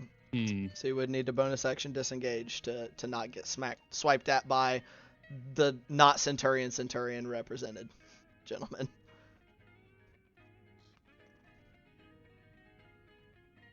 In that case, I'll just use my... I'm staying here. I'll just use my bonus action to instead pop a potion. Sure. Go right ahead. Common healing potion. 2d4 plus 2, right? Yes, sir. Oh, son of a fuck. My luck is terrible tonight. That's 2 for a total of 4. Ouch. Fuck my life. Oof. That is very rough. All right, well, that's it for me. Y'all distributed your Ooh, the potions struggling. y'all bought, correct? Those didn't just like y'all didn't because y'all bought 6 and then a greater. Right. It just occurred to me because you said the potions. I didn't know if y'all ever actually divvied those up. I don't know if we did or not. I didn't get one. If we did, All right. We might. Well, he's got the bag of holding anyway. Right. But for anybody else, yeah. All right, that's it for me. That's it for your turn? Yeah. Which brings us to our friend over here. 5, 10, 15, up to you, Julian. And as he approaches, you're still kind of faced that way after dodging his little minion. You notice this dude, despite the fact that he wears a rapier, still hasn't drawn it. And as he just steps up to you,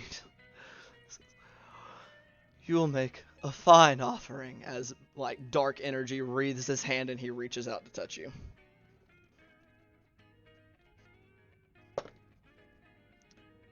Ooh, boy. I think that saves your ass though, because a 16 does not hit you, right? As he reaches out to kind of like almost to touch your face, you're able to like slap his hand away with your ethereal bow. And he just Julian went full on Velma. he was like, ah, yeah, you stop that.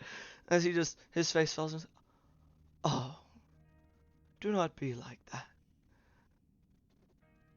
And is gonna end his turn standing next to you, because unless I think let me double check, make sure he doesn't have a bonus action.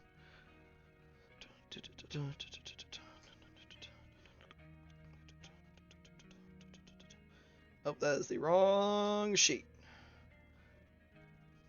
You would think I would know these guys' stuff better than I do, but I do not, so I'm sorry, fellas. But he does not have anything he can do, so he won't. But he's going to end his turn standing next to you, bringing us to Ella, who's hurting something fierce, but also seeing the hurting that dude put on you, Gloob, is going to lash out with her sword against him with a natural 11. Where's your bonus? 17. Hasn't been back to his turn. I don't think it's been back. It has not been back to his turn yet. So, with that +7 hitting just on the nose is going to, there we go, 7, 13, 19, like just kind of stabbing forward with her S-Stock once, stabbing into him. I'm just going to kind of try to remember this so we can get the full number out before stabbing into him. And then, unlike what he did where he punched with the shield, she steps into him and tries to like chest slam him with her shield. Which this is going to be... Wait, this is why I have different colored D20s. Just makes my life easier. Okay, 16... Does that quite... That does beat it. And as she does, she steps into him, and you see her kind of like stick one foot out, kind of trying to hook behind his heel, and jerks backward as she slams her shield into his chest, and just carries him to the ground, slamming, like knocking him prone. So what happens when he rolls a natural 6 and she rolls a natural 14. before going in to stab once more with her S-stock. Which, with a natural 18, will hit him once again. 9, 11, 24 points of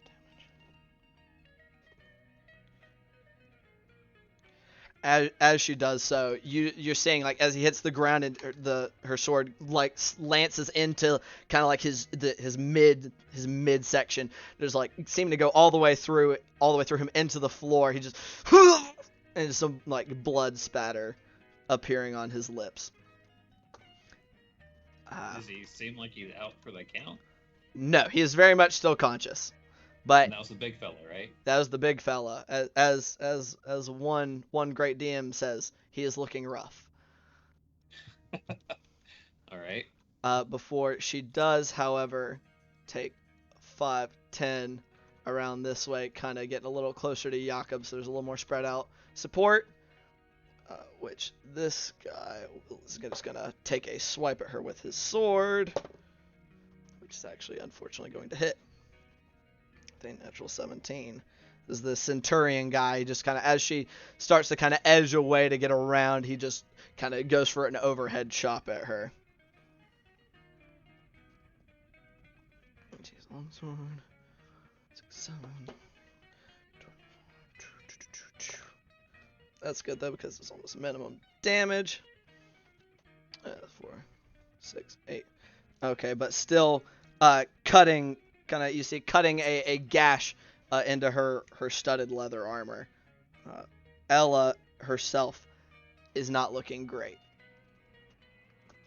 That'll end her turn, bringing us to the purple gentleman, as he is unfortunately currently identified. Who's first? He's just gonna bring. There's some immediate threats to him, but the guy that's shooting him is you, Julian. So that mace is going to come around that corner and swing down at you for a 17 to hit. That is it on the dot. Okay. Luckily for you, his damage for this thing is historically kind of garbage. 3 points of force damage. Still don't like it. Bonk. As it doesn't seem to be getting like a good hit on you. It's still just kind of clipping you like in the shoulder.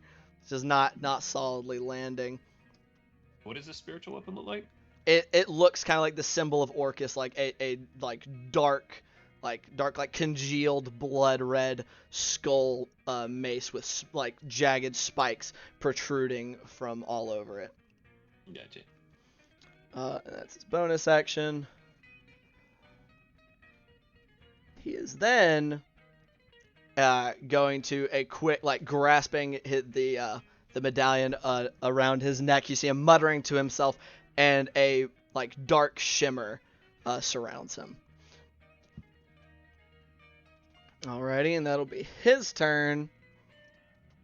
Bring us to Bart. All right. Well, with that, me and my spiritual weapon are gonna yeet forward, but I'm gonna be moving a lot faster than that old spiritual weapon because I am going to use my gotta go fast heal, and I'm gonna move through these two guys' spot. Okay. And then yeet on back over here to Julian. Okay, so are you able to hit with that path? Everybody. You're able to hit everybody, including Ella? Yep. Okay. Roll your healing. It's 2d6. That's 11 plus 5, so holy shit. 16 healing. Hell yes. Thank you very much. 16 healing for you fellas, and then spiritual weapon in my wake is going to slam down on dude on the ground. At advantage. Go right ahead. Does spiritual weapon benefit? Because it's a weapon attack. Does it still count as a weapon attack? Okay. It's a melee weapon attack. Okay. 27 hit. So 19. 27 will hit, yeah. Roll that damage. 11 points of force damage. Holy shit.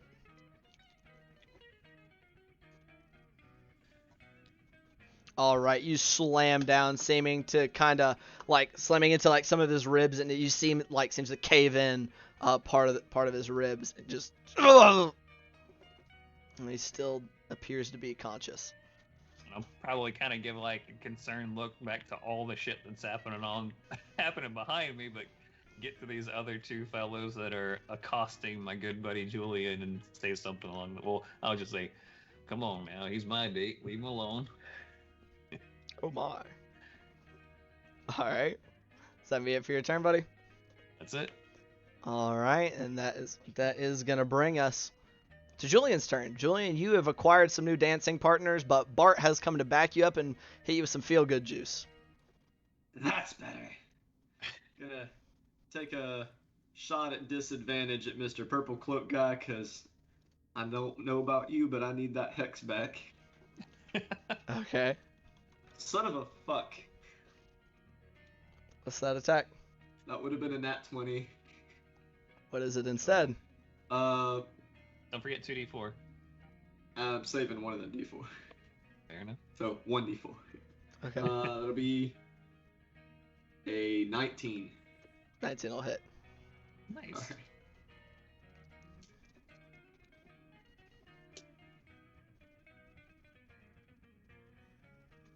That'll be 14 more points of damage. Okay. For the first attack. Alright. Does that put him down? So as that shot lances out and he's turning, you see that shimmering dark, almost like dark light kind of around his shoulders, slamming into his chest. He just lurches backwards and drops to one knee, but then the necrotic energy flares up around his chest, engulfing his face before you hear a muffled before he just collapses to the ground. Alright, second shot at Mr. McCrossbow. Bonus action to transfer the hex to him. Okay. You said the first one was Oh that my purple god! guy? Huh? You said the first one was that purple guy, or both are a crossbow guy? First was at guy's purple. down. Yeah, he got purple guy with the first shot. He is now transferring his second shot to the guy with the crossbow.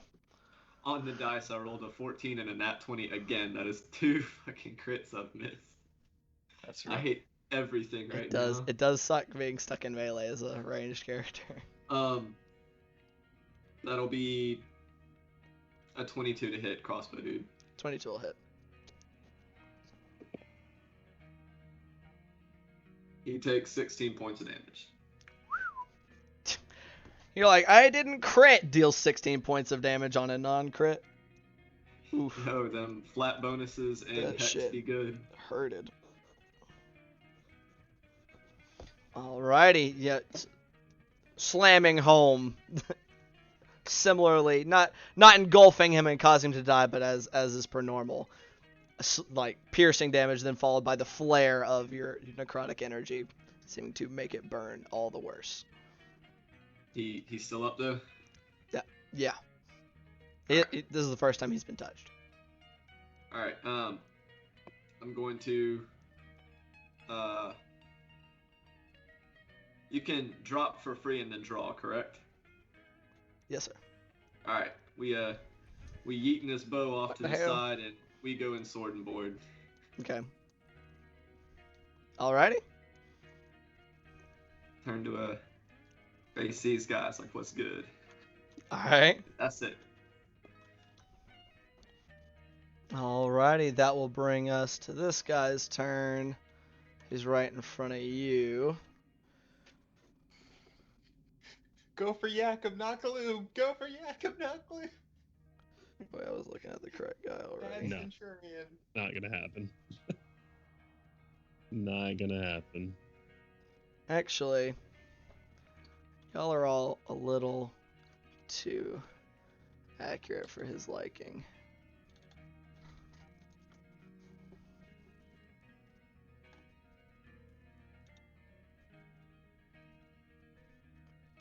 Okay. Just gotta do a quick Okay, yeah. That was a distance measuring. That was not me measuring for an AoE spell. I would like. Fireball. By the way, Ian, I super forgot till just now. I got a 16 on the concentration check from that 10 points of damage like a year ago. Yeah, so you Yeah. do not lose. What were you? You were concentrating on Bless. bless. Oh, that's right. All right. So I would like. Everybody? Not everybody. Oh. I'm gonna say Bart, Jakob, and Julian to all make charisma saving throws. Charisma saving throws. Correct. Yeah, we like those. It's a natural 1. We don't like those. But 16 on the reroll. That's Oh, I'm six. proficient in those. So You save. 21. You're good.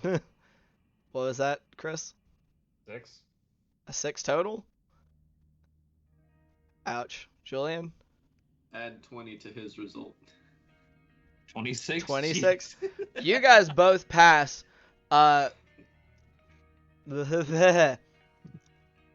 Jakob, you fail, however. You now have to subtract a d4 from all attack rolls and saving throws Oh no. Okay. as you become Oh, this is afflicted gonna with be real afflicted with fucking confusing. bane. Yeah. I can roll them for you if you prefer, and then just like Nah, subtract I this much. got a D4 Okay. that I can use. All right.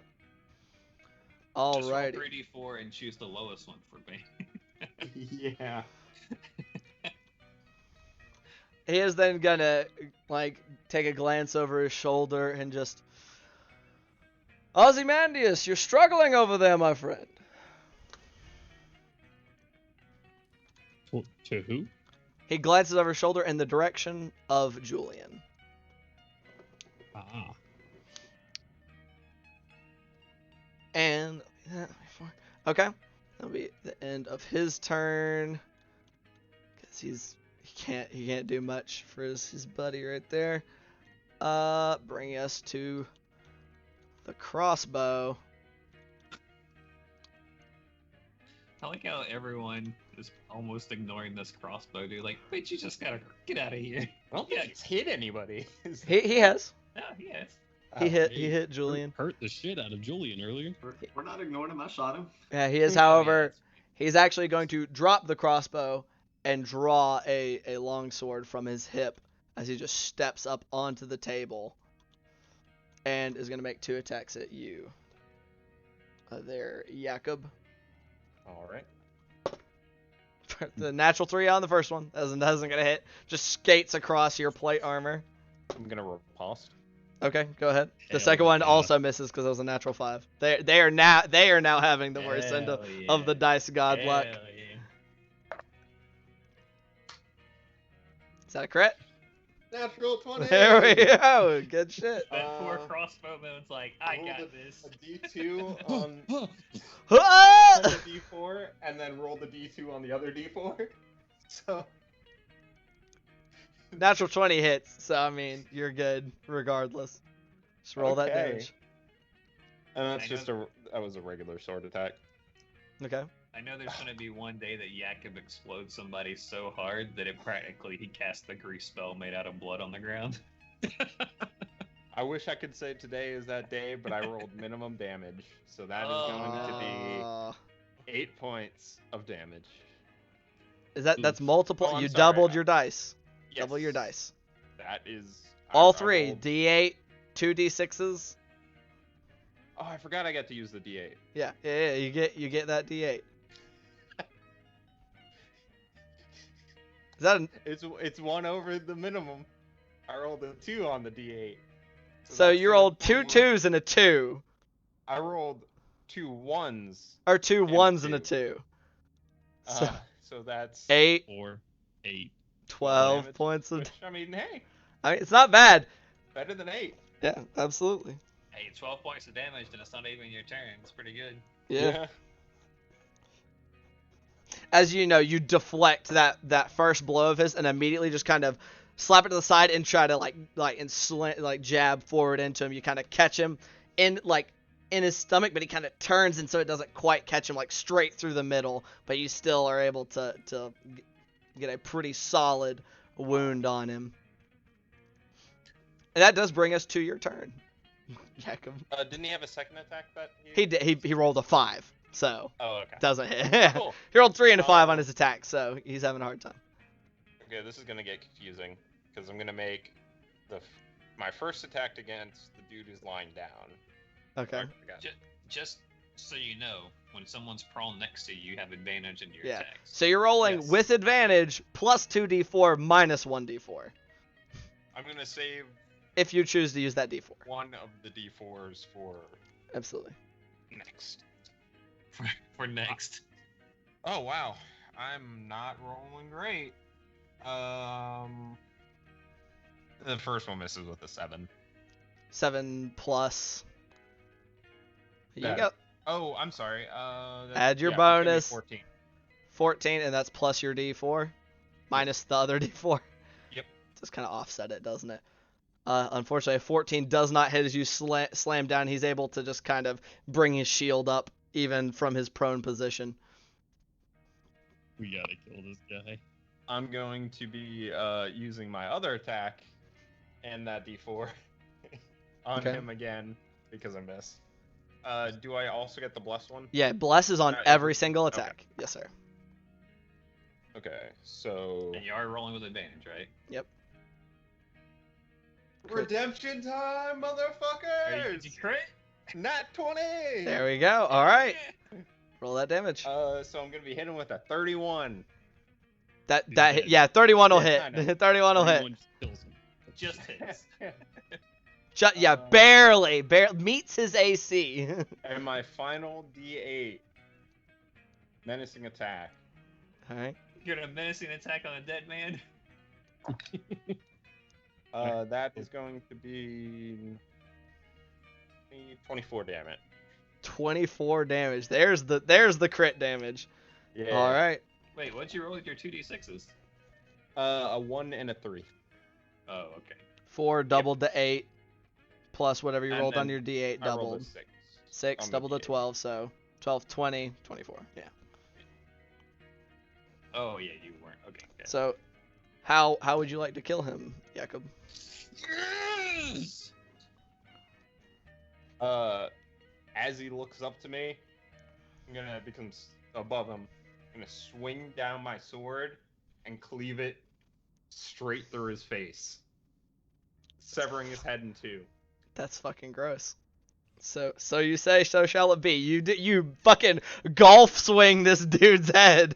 Like you tee him up and yay, and it just comes sweeping through and catching him kind of like at a cross section as he's kind of like his back, his like head is down looking up at you like you're back here, and you catch him like right here, and it shears like through his cheekbone and cutting through like all his like nasal passages and everything, and just straight through, and it just kind of. It's not like a clean slice off, like it slides off like a pancake, but you kind of bring it up and chunks of his face just come falling off. You have like the top piece of his jaw is still on there, and so is the bottom, but there's like shards of bone all over the place. Can I free action spit on his corpse for Sure. that's for hitting my friend Glue. Thanks. End of my turn. All right. Has to make a dexterity saving throw to avoid the gore shower. If he would like, otherwise he is getting bloodied up. Oh shit. That's a natural 19. You Oh, no. you hop Why to did the I side. waste that? That's a 27, dog. You hop to the side quickly as a like blood spatter, and then half of a face comes flying through the air and kind of hits the wall behind you. The half of a face sticks to the wall. I'm just gonna look at it and say, "Told you so," and then focus my attentions on the guy in front of me. All right. Oh, shit. Alrighty. Okay, that was exciting. That brings us to the dude who's still kind of like looking back and forth between the two guys that are now next to him. The dude with the scimitar. He's gonna 1, 2, 3, 4, 5, 6. He's gonna take an attack at you, Bart.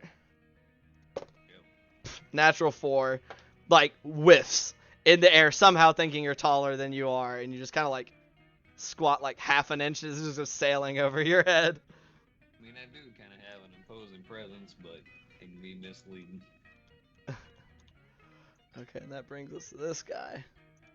And that dude is now kind of, he's like glancing around like, uh-oh. I'll bring us to this guy. There's not a Awkward ton. moment when you find yourself surrounded. It do be like that. This guy. Oh, that's kind of, that'll be more of his thing, so that'll be another. Bart, make a dexterity saving throw for me. Oh no. As the robed figure that's been kind of hiding in the back just whirls his hands like in a brief figure 8 kind of motion before coming up. That is a 13. Which I believe his spell save is garbage. Yeah, no, and you're able to, similarly as you saw Julian do. What? Yeah. You kind of dance to the side as black flames just erupt beneath your feet. But you were able to avoid them. Okay. Awesome. Yeah, that guy's not super good at his job, unfortunately. It's like the scene from Princess Bride when they're in the swamp and it's like. Yeah. All right. That'll be the end of his turn, bringing us once again to the top of the round to Gloob. And as y'all have slaughtered some of your foes, but quite a few are still standing, that is where we're going to take our break. As I know we're in the middle of combat, but it is a little bit after 9, so I want to make sure we get it in there. But thank you guys so much for everybody that's coming. This has been something. This has been something so far, and I'm excited to see if we will. I assume we'll reach the outcome one way or the other before this session ends, but we shall see. Don't go anywhere. We're gonna go take a quick break to use the restroom and grab some drinks, but we'll be back here in about 15 minutes or so. So we'll be right back. Bye. Hello, everybody. How's it going? We return. Howdy. Yeah, everybody being a bunch of making damn fools of themselves in this fucking Skype call, apparently.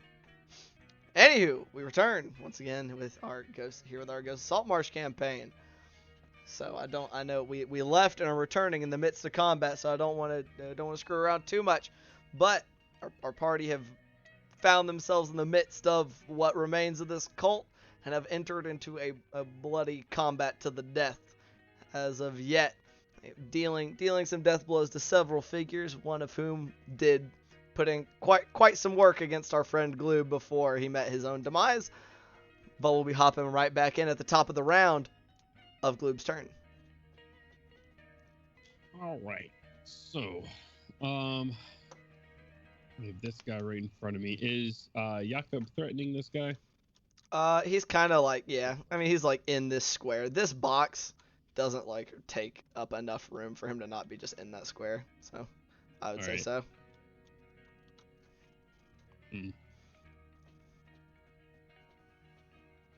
Well then,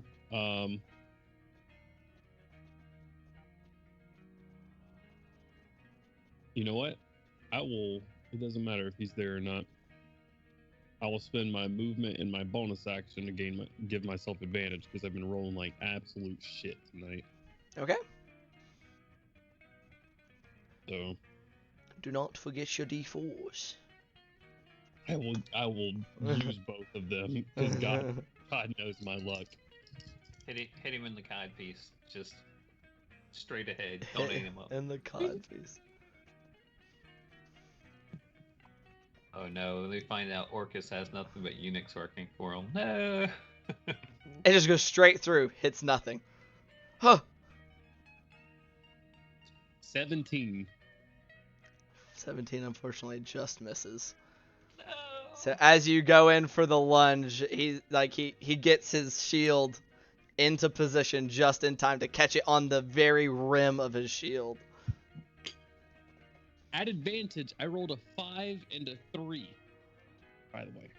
That sucks, buddy. That's it. Go to someone else. Go. Okay. Go. Okay. We're gonna go to Julian's new best friend. He's just looking over at Bart and seeing that clearly you've been rejuvenated. Saying, oh, well, that is quite unfortunate. And he's like, let's try this again. And once again, hand wreathed in dark energies, just lances out trying to grab you. That is a natural 20. Well, I'm gonna be casting Cure Wounds next round. Holy fuck. And as he grasps, he just lunges forward and grabs your throat. And as he does, he says, Prince of Undeath, be with me. And the holy air quotes, symbol around his neck flashes with a dark light quickly before, it races down his arm as well into your throat.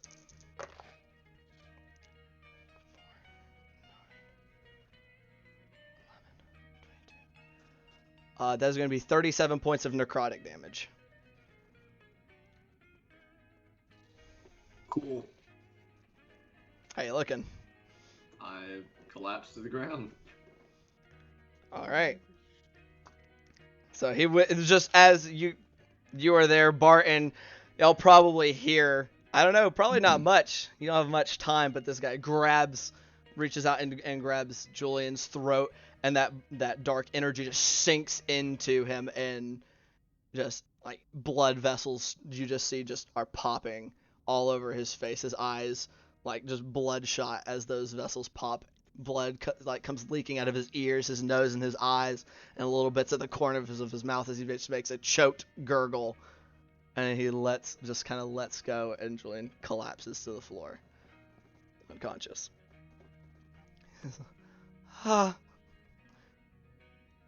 You will make fine sacrifices. And just then turns and just kind of lazily is looking at you, Bart, and just takes 1, 2, 3 steps. Whoops, not that. This thing. And just kind of is turning and circling to face you as he steps stepping over Julian and facing you. Word. And that'll be his turn. Which will bring us to Ella, who is feeling a lot better than she was before Bart's last turn. Whoops, and this that's not your spiritual weapon, Bart. The guy who cast that is dead. So that blood red, congealed blood looking mace dissipated when traveling cloak guy died. Jakob, you seem to have things well in hand in your neck of the woods. So Ella's gonna take a step forward into the square, squaring up with this dude as well, and is gonna start trying to attack. So attack number 1. It's be a natural 16. That is going to hit with her bonuses. Her sword is still running. 26. That is almost max damage. 5, 11, 17. Math is very hard when you're trying to do it for this many things. I need to stop making this many things be part of combats. And then she's also going to once again try to chest slam this dude with her shield. Which, damn it, what are his bonuses? Oof, she did not roll nearly as good against this guy.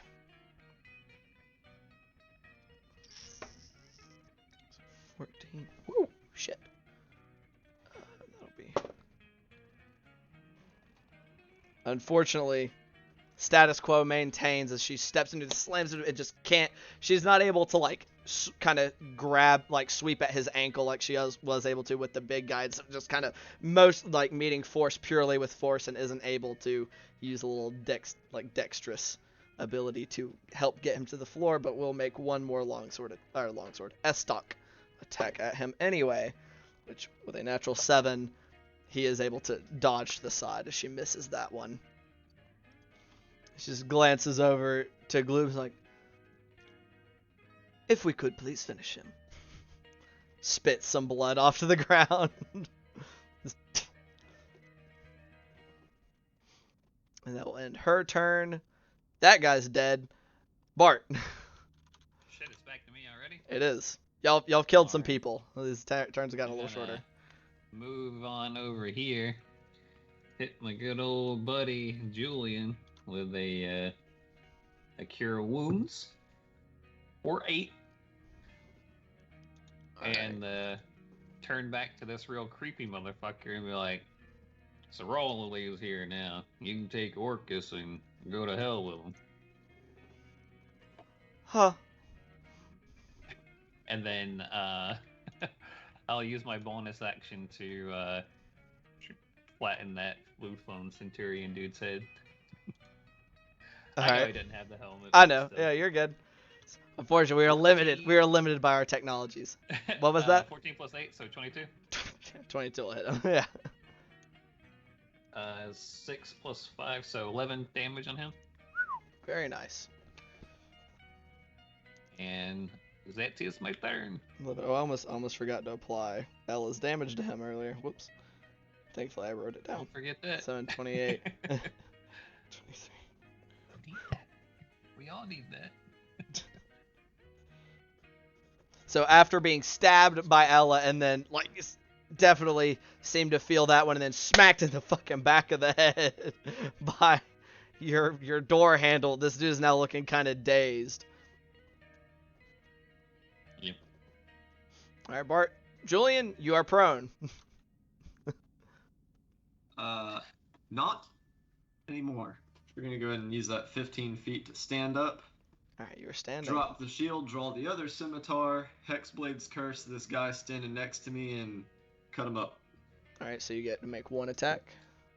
Or 2 attacks, because the extra attack, Yeah. but no bonus action attack this turn. Yeah. Wait, what do you mean no bonus action attack? Use your bonus Yeah, action to two Hexblade's curse. Oh yeah, you're right. I forgot that it wasn't a part of the thing. I also keep scooting to the left on accident. You still dropping that shield, buddy? Yeah, no, not dropping that shield then. Okay. That's why I was like, it's kind of a little freebie out there.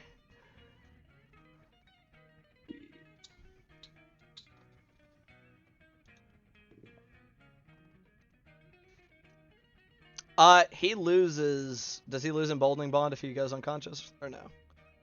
No. Because I know it doesn't drop if you go unconscious, but I didn't know if the target went unconscious. Okay. Nope. That'll be a dirty 20 on the attack. Dirty 20 will hit, yeah. That'll be 9 points of damage on the attack. Okay. You just kind of like rising uppercut, but with a scimitar, and carve your way up his front, and he just gasps and like reaches one arm and is like holding onto his stomach, and you think you can see a little bit of intestine, but he doesn't quite fall. Dang. Alright, that's all I got. You can still make your second attack. It's not. Oh, packed this weapon. is not your packed weapon. Packed weapon takes an action to manifest. That's right. I forgot that you don't just have extra attack specifically with your packed weapon. All right. So that will bring it to this guy's turn. Man, he's in a bit of a pickle.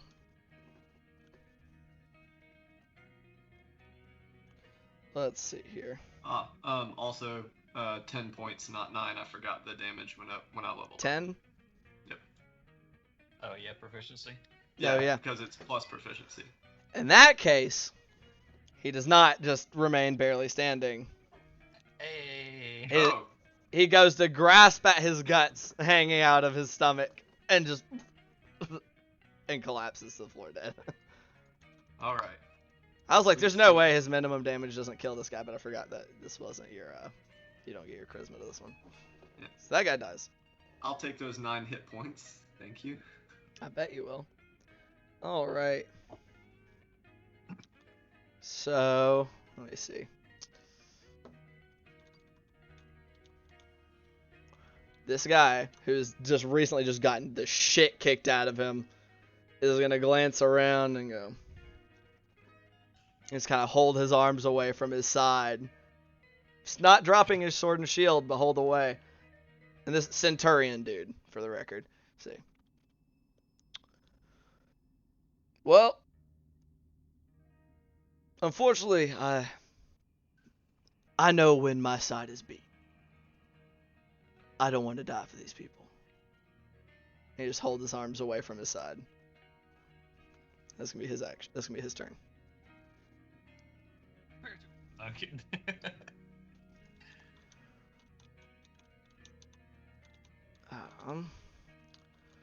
Crossbow guy is gonna see that, and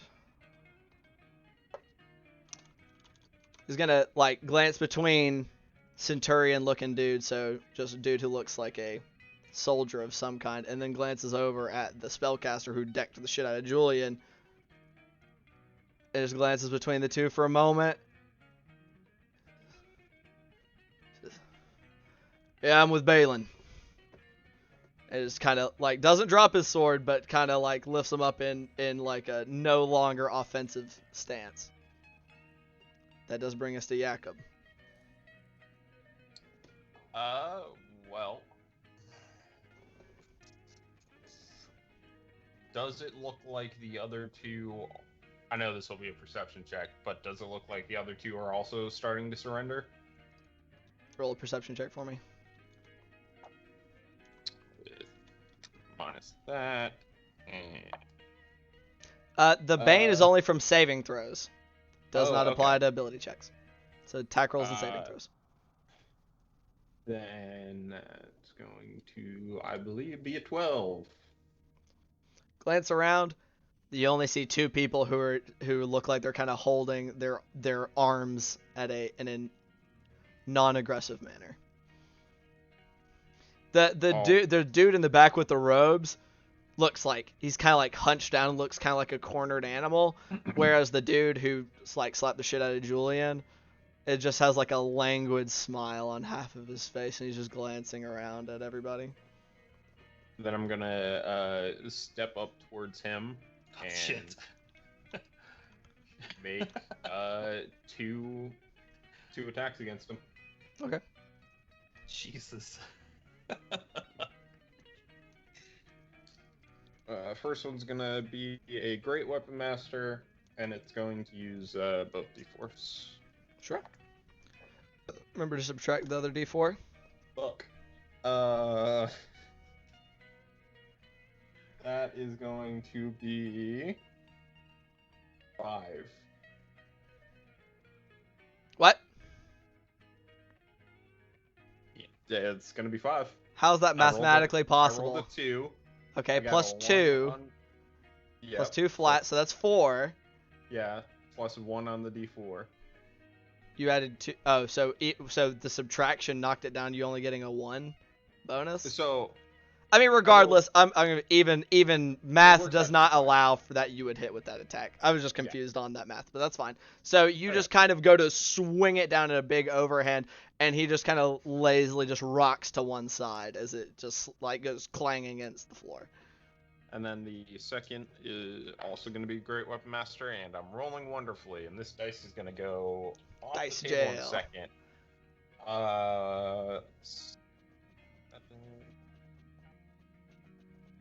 9. 9, unfortunately, down, and you bring it up in like an upwards angle, and just still air, nothing. Time to surrender. That's it. He just, all right, that guy's dead. That guy's dead. That guy's dead. That guy isn't dead. Okay.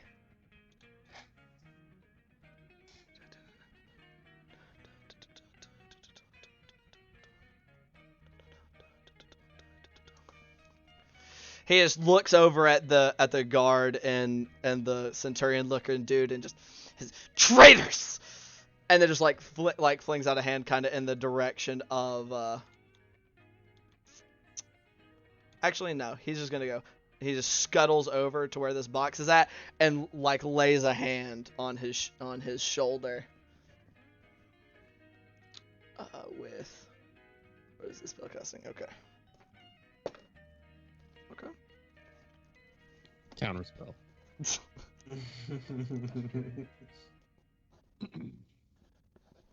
As just you see, like green black energy pulse from the more furtive robed figure into the creepy guy, and then he just kind of turns and looks and he's like, ugh. So robe dude just came up and hit creepy guy with a spell. Looks like it. Okay. And it seemed like a positive spell, or is it a good touch or bad touch? It didn't seem to hurt him. Okay. And he had just hissed traitors at the two guys that are like, woo. So that brings us back to the top of the round, to Gloob.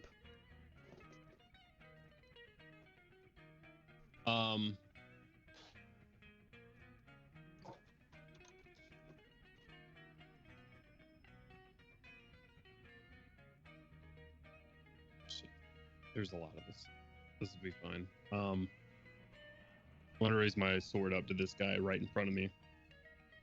And you said he's still holding the sword and everything, Yeah, right? he didn't drop it because y'all haven't acknowledged his surrender yet.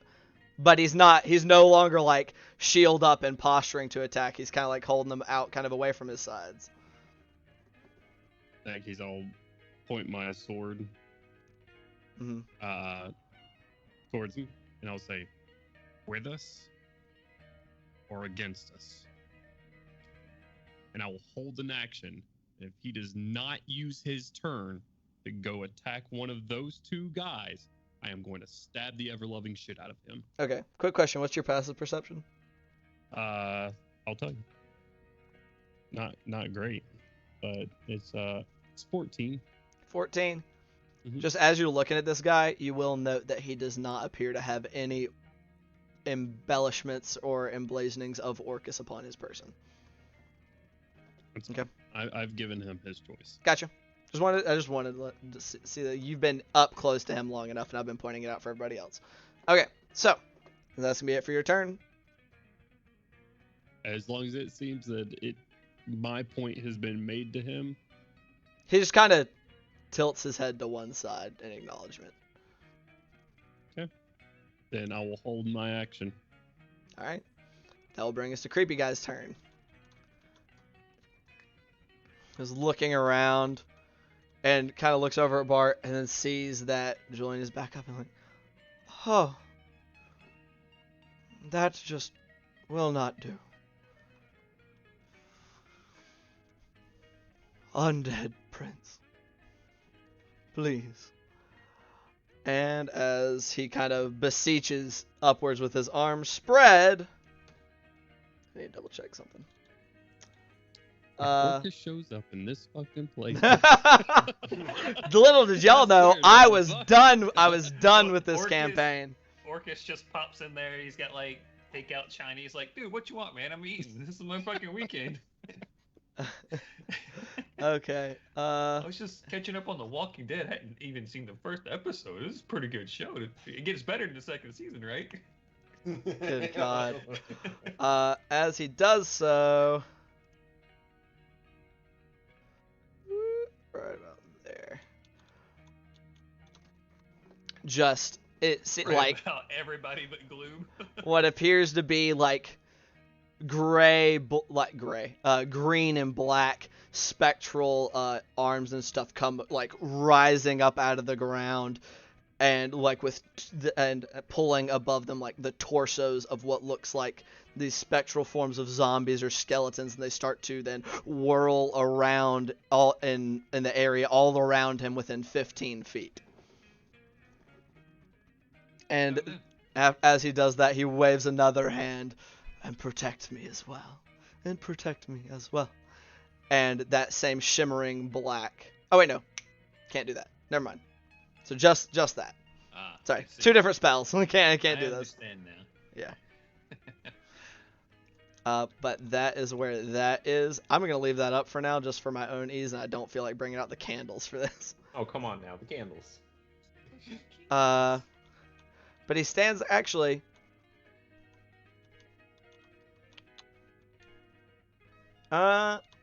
No, I think he's just gonna.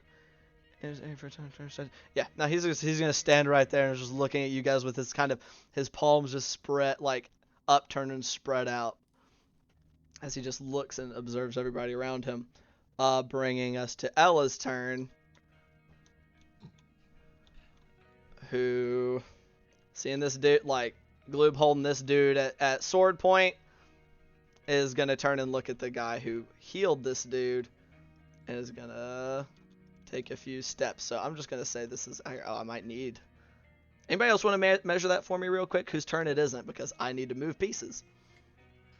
Just a quick question: does that technically make a table difficult terrain as well?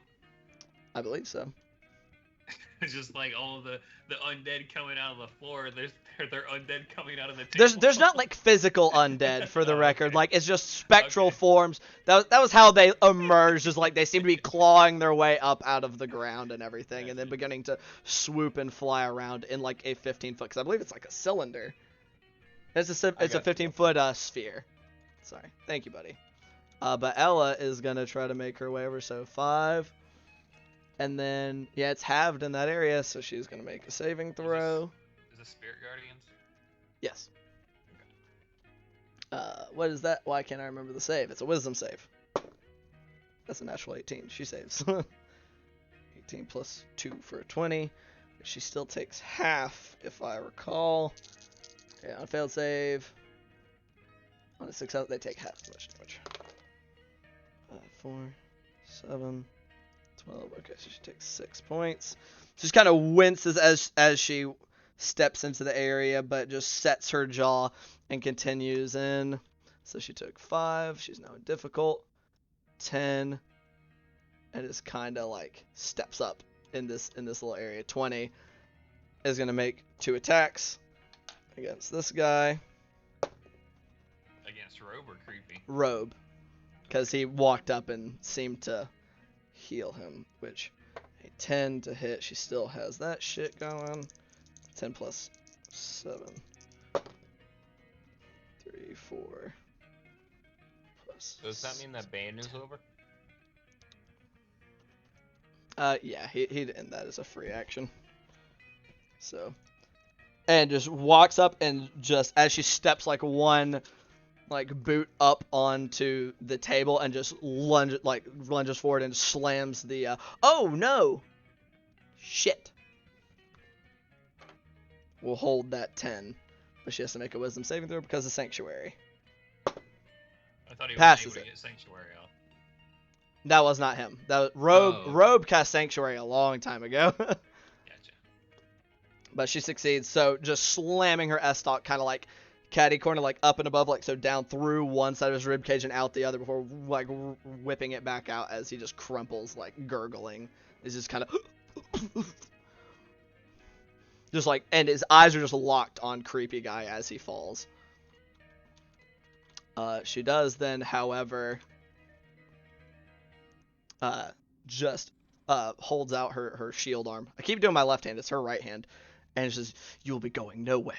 And blood lances out from like popping out from like some like scabs and wounds that are more shallow and flooding out of wounds that are more recent, going around to try to hold him down. Which he'll be having to make a strength saving throw. There's too much having to erase and rewrite, fellas. I need to have less things involved in combats.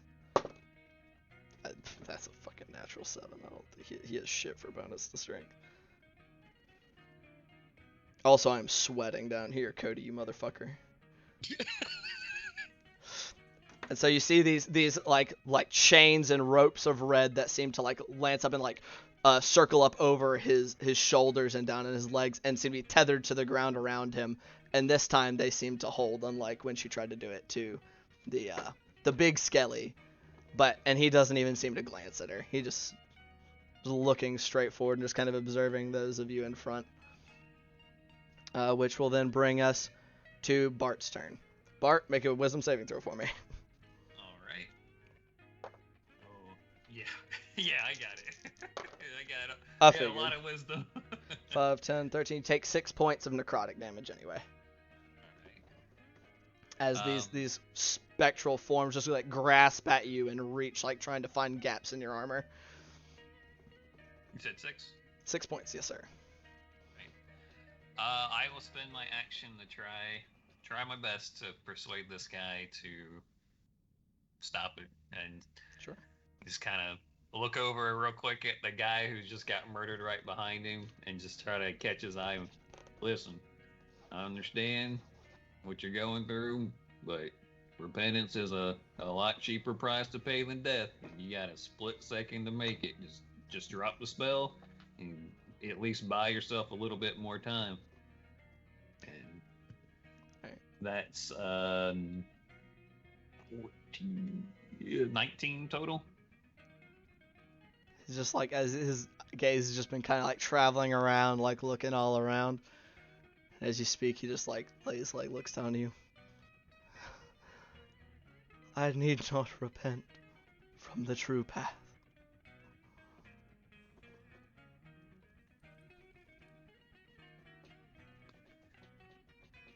Yeah, that's my turn. I'm not doing Alright. anything else. Alright, that brings us to Julian. Julian, make a wisdom saving throw.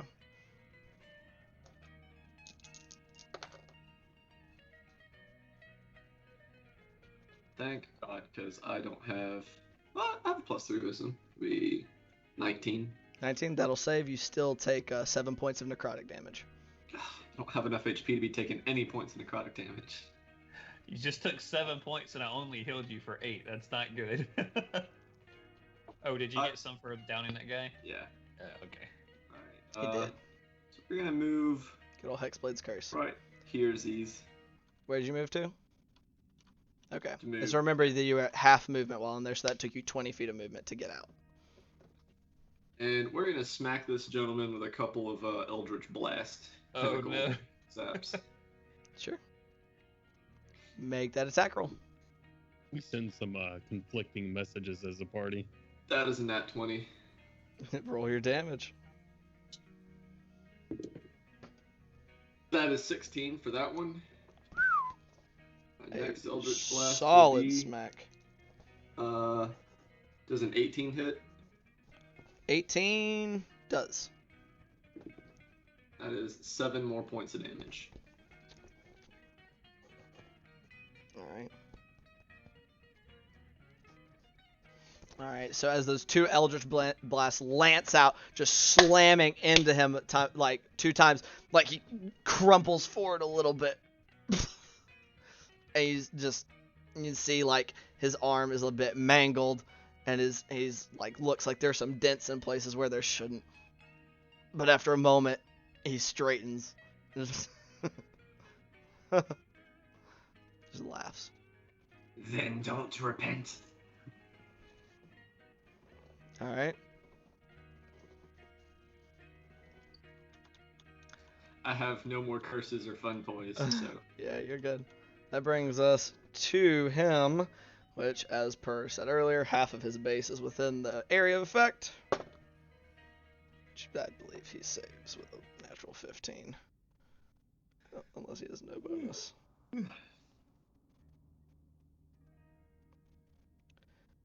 Oh yeah, he saves, so he only takes half. I think that is the first time a nat 20 has not been denied by disadvantage for me this session. Be like that. Oh, you rolled natural 20s? Tell me what that's like. All right. So the guy standing in front of you, Gloob, as you know, it starts his turn, his like back half seems to be enveloped in these spears. He winces, and then just kind of looks at you and is like, you know, if I may, like kind of wanting to step to the side, and is going to kind of make his step here, but kind of turning about as he does so, keeping his arms out. Ozymandias, you understand. It was just business. And then just kind of does like a flourish with his sword, And let me see here. Oh His head God, explodes into confetti. no. Sorry, I couldn't remember what the save on this spell is. I thought I did, and then I didn't. Okay. And just a flourish, and you don't really see much, but those of you who are magically inclined feel like a pulse of a magic energy leaving this gentleman. And he... Oh, Aussie man die ass. So 18, he does make the save. I believe he still takes half damage. Half the damage. Okay. I need d6s.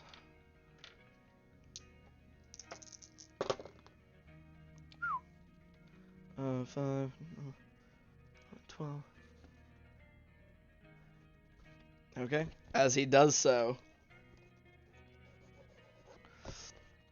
like you see, like a brief furrow. Ozymandias for the first time just kind of furrows his brows as he looks over at the gentleman with the sword and shield, and then lets out one. Before just collapsing forwards and his spiritual guardians withering out of existence.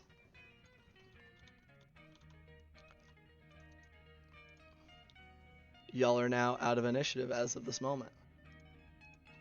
Blue will All drop. right. Blue will drop his rapier from this guy's neck. I will walk up Thank to these you. gentlemen and ask them to drop their weapons and hand both of them manacles to put on their arms. Is that really necessary? Says the dude with the sword and shield. I'll give Jakob's direction some backup influence with a big glowing knob kind of hovering over his shoulder. It's kind of. This is just for our security, and seeing as we just spent the last however long fighting you two, I do believe it will be necessary. No harm will come to you. I can give you that, give you my assurance. Okay. Make a persuasion check. Do I still get both D4s? I believe so. I think that for a little bit longer at least. Okay, that's gonna. Or do they both apply to ability checks? Do both bless and emboldening bond apply to ability checks? Blah, blah, blah, blah, blah. Yep. Okay. It's gonna be 19. 19. Just glances at your friends. Kind of squints at Julian a little bit. Very well. Just kind of slowly kind of squats down and places his sword on one side and his shield on the other and stands back up. The other guy, after a moment, kind of watching him, he also steps off of the table. Just does, after watching the other guy, does the same.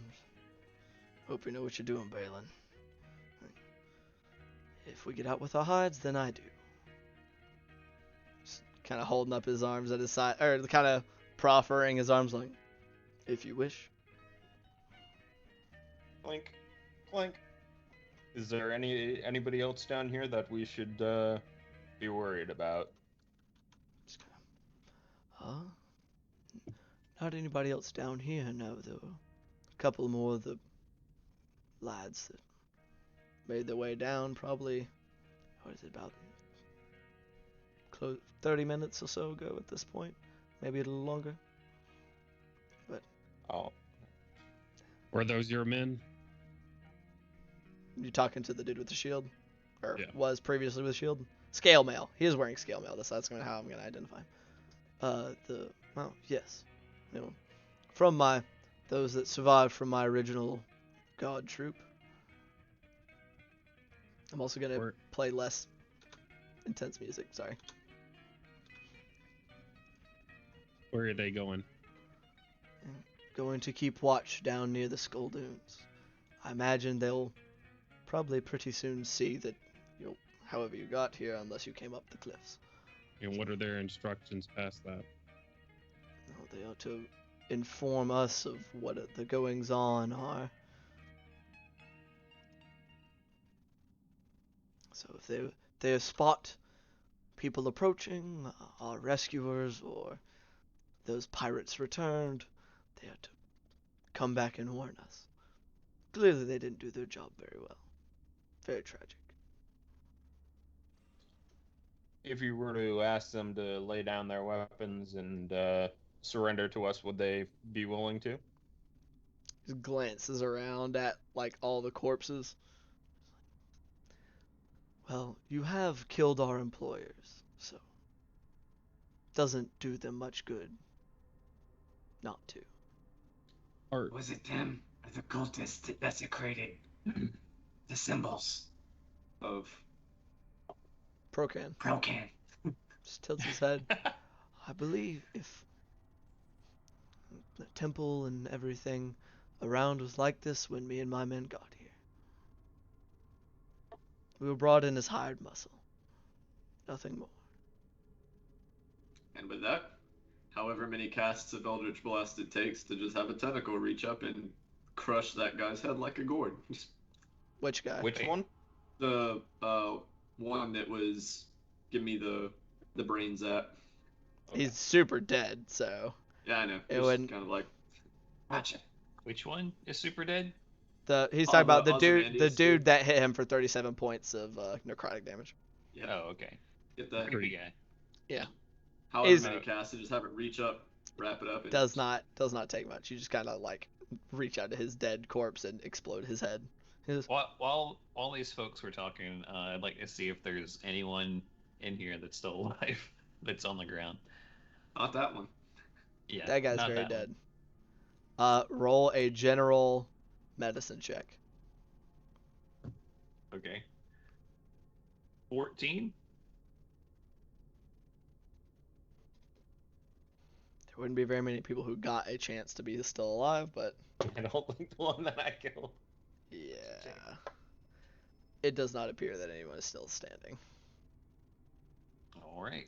One guy got his face chopped off. One guy like sort of cleaved in half. Another guy. Several people run through. It's a bad time all Right. around.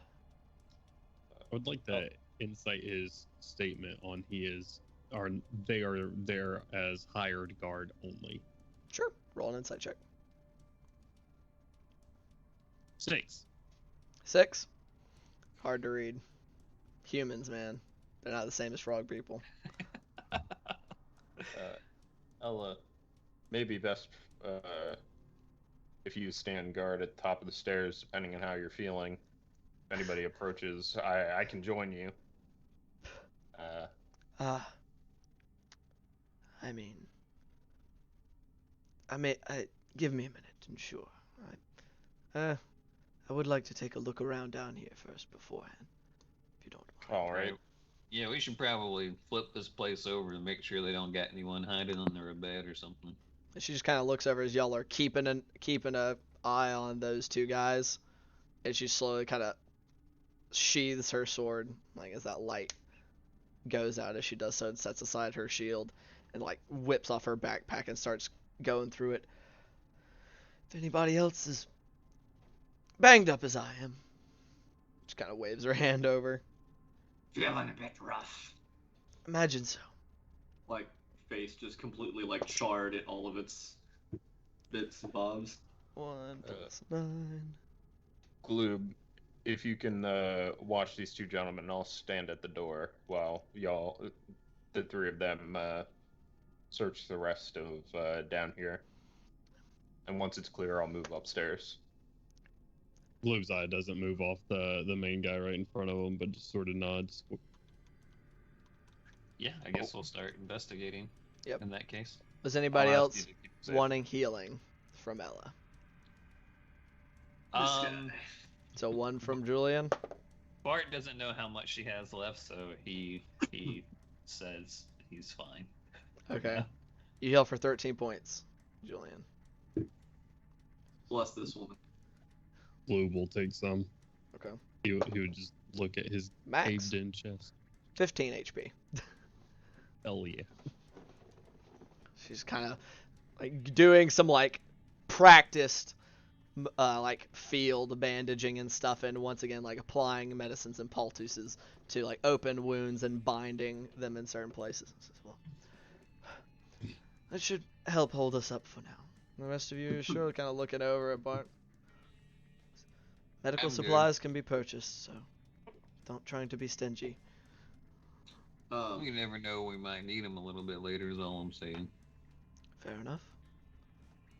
Once he's patched up, Julian's gonna search the bodies of the Ozymandias and the robed guy that did whatever it was he did to him. Okay, sure. Go ahead and roll an investigation check for me. I was going to search this room as well while they're getting patched up. That will be a 21. Good gracious. Okay. That's quite a lot. So starting with the robed guy, just for simplicity's sake. Good gracious. Where are we at? Okay, there we are.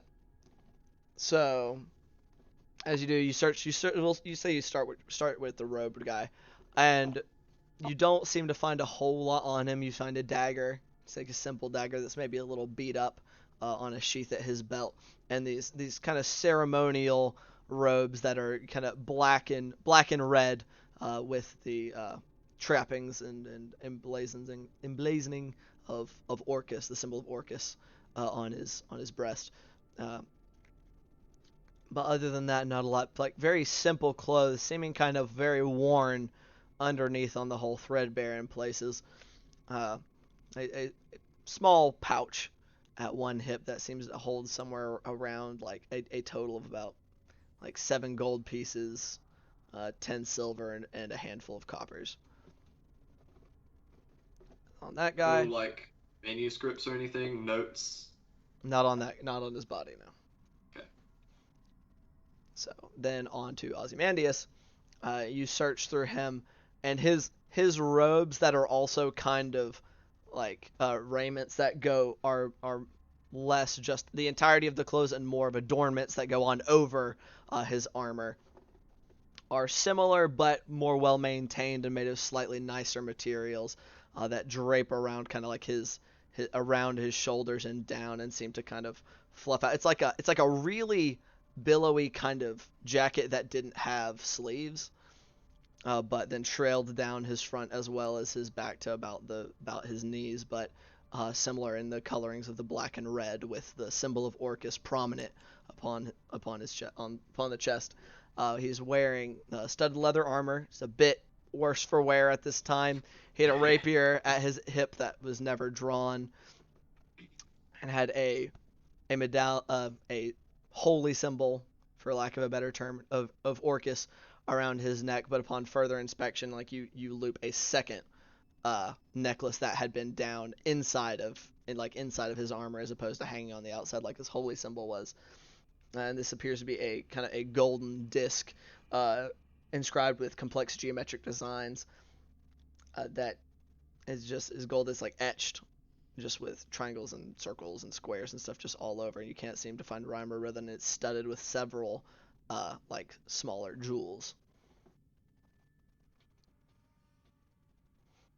And he doesn't appear to be carrying any material wealth.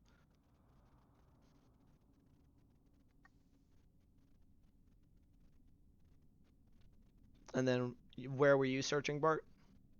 The room that my mini's in front of. I was figured go through the doors that are still closed first. Okay. Just for future reference, I took the dagger and the pouch off of the first guy, the rapier and the golden disc off of the second guy, and I broke the symbol of Orcus. Okay. I mean, take some work to do so, because it wasn't just like made of wood or anything, but you could fuck it up pretty good. Say, I seen stone walls and I got a foot. Let's go. Okay, sure. You spend some time and you bang it up good and proper and get it all fucked up. Like you break off like what would be like the handle of the mace of the symbol and just kind of like snap it. So it's like, yeah, stick it to the Orcus. But you open up this door here, Bort. And you open it up and you're immediately kind of hit with a smell of sour wine and just like sweat and dirt. Like somebody's been sleeping in here unable to bathe. And there you see kind of several small kegs that are kind of broken or empty looking, just kind of laid about everywhere. On that back wall, you see like floor to ceiling wine racks that are going across, and you see with a couple of bottles that still seem to be in there. Some of them, like you see broken glass in some of them, but large and in part, it is empty. And what was your role for investigating this room? I didn't roll yet. All right. That's a fat 10 total. All right. There's thankfully not a ton of places to search. You do kind of kicking around, you see it like, this crude pallet made out of like straw and maybe some other like random plant life that was torn up from up above that looked like it'd be maybe a little cushier than sleeping on the floor. Among that, you find a pouch that is like oily almost. It is just kind of gross. Within it has about 25 gold pieces, and right next to it and under it is a nicer dagger that has like it's single edged and kind of swoops out a little bit, and is kind of coming out to a curve point that seems to have a bone hilt, that has some appears to be some like carvings along the handle. All right. Yeah, I mean, I'll take the dagger and the pouch. Does the dagger seem like it's well made or anything like that? I mean, it seems pretty like solidly crafted. Like it like you picked it up. It's not like a femur. Like it looks like carved like white like ivory bone. Okay. So it's like there appears to be like maybe a few nicks in the blade, but that looks more from like wear and tear than poor make. Gotcha. All yeah, right. I'll and unless people are busy doing other stuff or whatever, I'll probably just keep searching their rooms on this side of the basement. I would like to kind of not like shout because they're kind of close to me, but say over to the two men that are now our captives. Mm-hmm.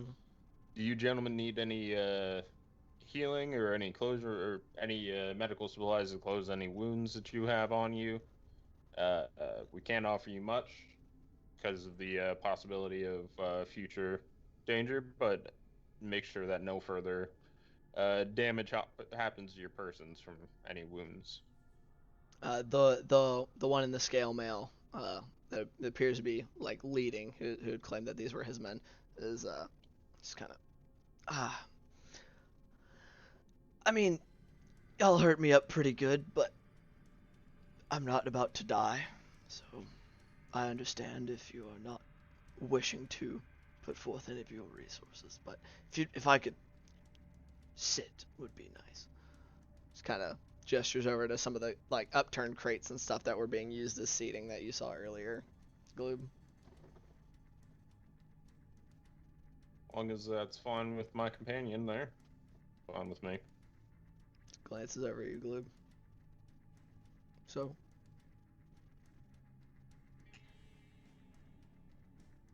Yeah. You're too kind. And just kind of shuffles over, like making sure he doesn't ever like turn his back on you guys. And just kind of sits down on one of the crates, leaning back against the table, and his compatriot kind of does the same, just kind of taking up these two slots. I guess. Scan the table and make sure there's no like daggers or like kitchen knives or anything that can be used as a weapon on them real quick. Sure. Just brief like investigation check. It's kind of as you're like looking over the table. 5. A 5? 5. You see some playing cards. You just kind of like briefly scan over. You see some playing cards like a mug and like a plate, but you don't really see anything that looks like it is immediate danger. You may want to put those their weapons in your bag there, Gloob. Just be safe. And what weapons were those? For who? The gentleman with the crossbow in his hands and The two. So I centurion. mean, you saw Drop. a crossbow guy drop a crossbow back on the opposite side of the table, and he had drawn a longsword. So there's a couple long swords as well as a shield that have been laid down All right. without making like a investigation check, I guess. Which you saw them. They like laid them down very purposely within y'all's line of sight. All right. And that's all I want to do. Like I will say, like the regular guys appears to be just like a regular standard like long sword, just not much, no adornment or anything. But the leaders appears to be a little more finely made, like a little more flair to like both the hilt, the cross guard and the pommel. Like it seems that instead of just ending in a flat, it has like a round piece of metal that appears to be like engraved or has some kind of like stylized stuff on the end of it. A little fancier looking. All right. While these two are searching rooms, I think I want to talk to these two Sure. at the table. What are your names again? So Ella's made her way kind of like over here. Who fucking put their spiritual weapon out of here? Get it out of here. It's died. It's died by now. So you're asking them what their names are? Yeah. Bloom? The one that appears to be the leader says, well, my name is Balin. And this gentleman right here is Devon. Got the other dude that like his grunt. Devon just kind of nods at you. And tell me how it is that you got here.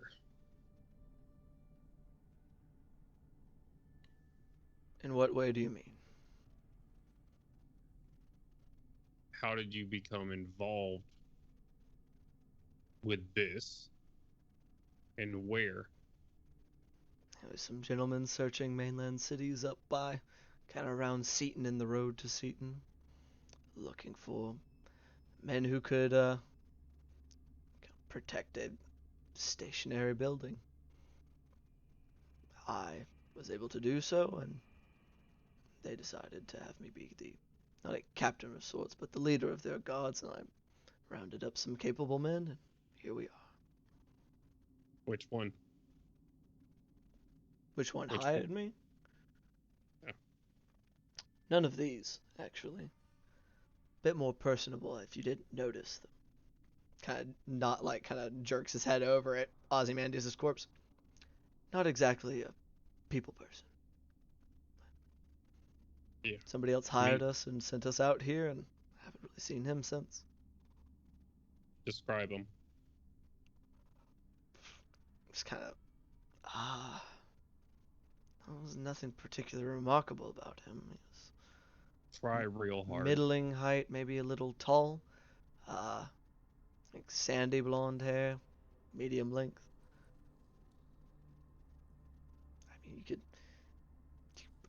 One could argue his ears were a little big, perhaps. Blue eyes. I only saw him for a brief time. I think he was human. Seemed that way anyway. Didn't ask too many questions. At least about He didn't give you a name? I doubt it was real, knowing these people, but Well, what's the name he gave you, just in case? Barlin. Thought it was weird because it was really close to my own, but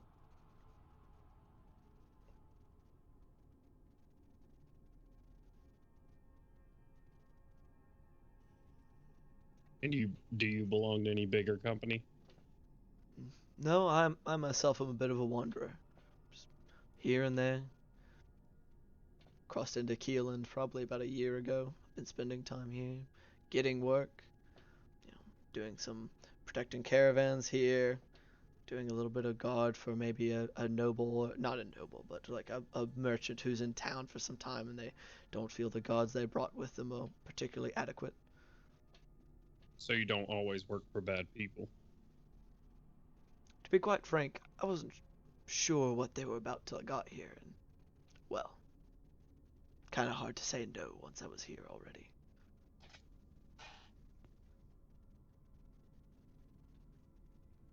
Yeah.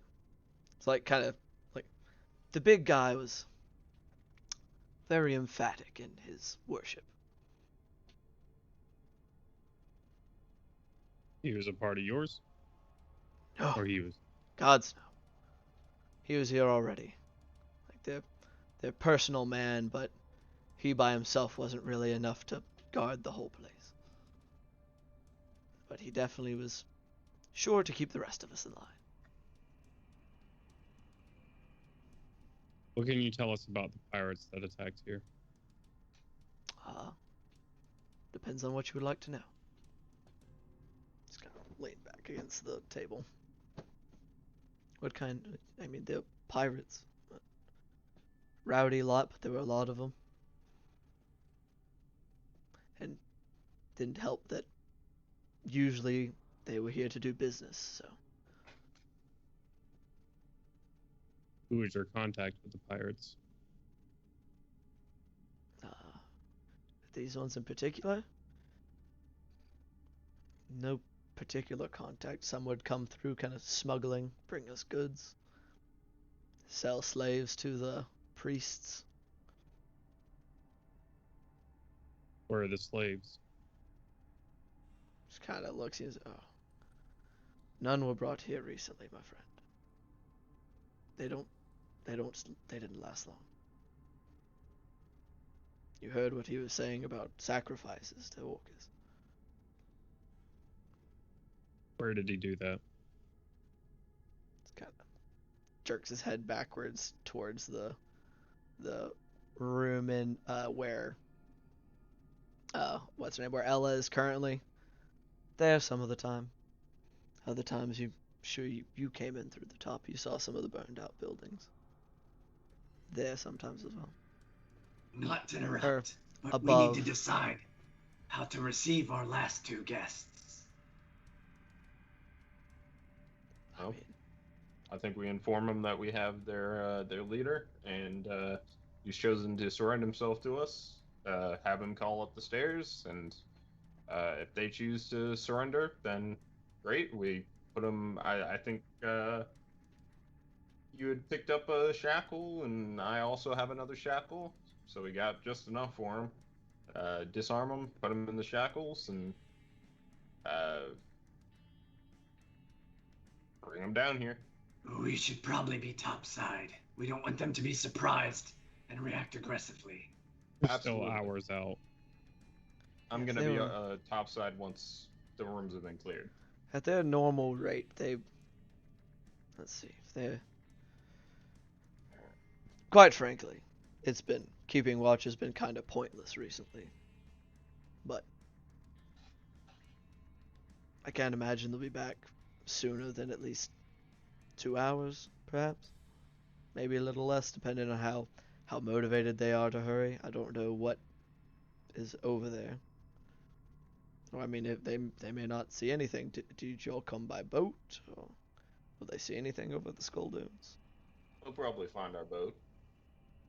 So, well, they left now. It's closing on an hour, but it'll take them the better part of 2 hours from here to get to their watch point at the Skull Dunes. So you've probably got a little over another hour before they even know you're here. Very well. And we'll go off to help search while they finish their conversation.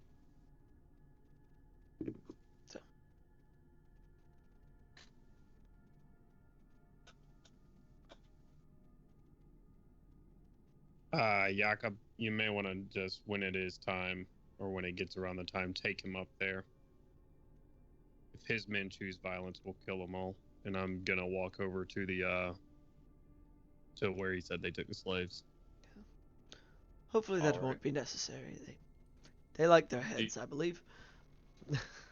All right. Well, as long as you think that they won't react violently, I'll, especially towards you, since you're in cuffs. I wouldn't want something to happen to you, or in manacles. I wouldn't want something to happen to you. Unless they hold it against me for bringing them here in the first place, we should be fine. If something does happen, I want you to run down the stairs. I mean, your friend said he would kill me if they attacked, so I'll probably just run away. Just to be honest. Do you mean Gloob. Gloob just said he would kill all of them if his men attacked. I believe he was saying that he'll kill the ones that are attacking. I don't believe he would kill you. At the very least, I will protect you. You are my prisoners as well as the group's, but I will not let a prisoner of mine die unarmed. Appreciate it. It's unjust. I will do my best to make sure that they're happy to lay down their arms. All right. So, you come in there, Gloob. Let me quick circle back to our other searchers. Bart, you just move into that next room to search? Yeah. Just Okay. trying to make sure that there aren't people in these rooms real quick so that we can focus on other stuff. Absolutely. Open the door. I will go ahead and say, nobody in that room, if that's your only real concern. All right. However, looking in here, it looks like it's a makeshift kitchen. You see a cauldron kind of in the middle, like propped up on some stuff to kind of make sure it's up above the fire. Kind of a burned down just coals. There's a little bit of cookware, some broken, some mostly intact. What appears to be like some seasonings all kind of scooped together and pushed into a corner, as well as some other various and sundry like foodstuffs. With a stool, as you see, so artfully placed right next to the cauldron as to monitor. Probably just open the door and go, their food's not going to be as good as mine with a double natural one.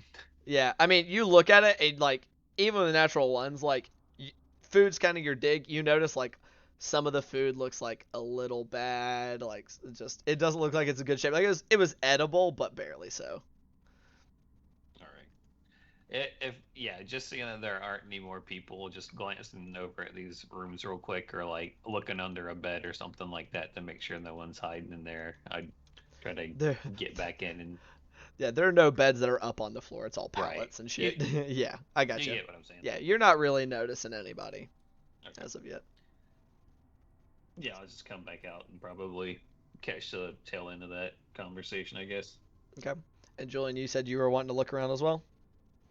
Were you wanting to search it more in depth, or were you also just kind of cursory, making sure there was nobody around? No, I'm doing a full search of the rooms. Okay. Which room are you starting at? We're gonna kind of ping pong a little bit here. Oh Lord God. Since they seem to be all on the left-hand side, I will start on the right-hand side. Wait, no. He's over there. Depends on which way you're facing. Where's right hand and which is left hand. Sorry. You probably saw Bart come out of this far room right here, and kind of like open this door, glance around quickly, and just kind of turn around like meh.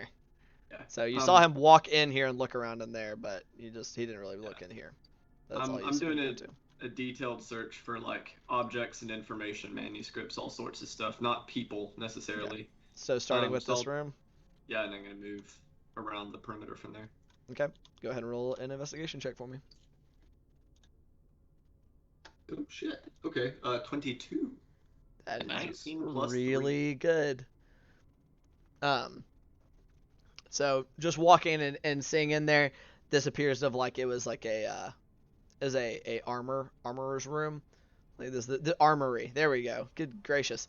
You see a bunch of empty weapons racks and several bins and like smaller kegs that would be normally used to hold arrows and stuff around the room. You see a actual bedroll in the middle. They're kind of like off in that corner where you see it, as well as maybe like some like a pack and some other kind of standard like camping or what would be considered adventuring gear.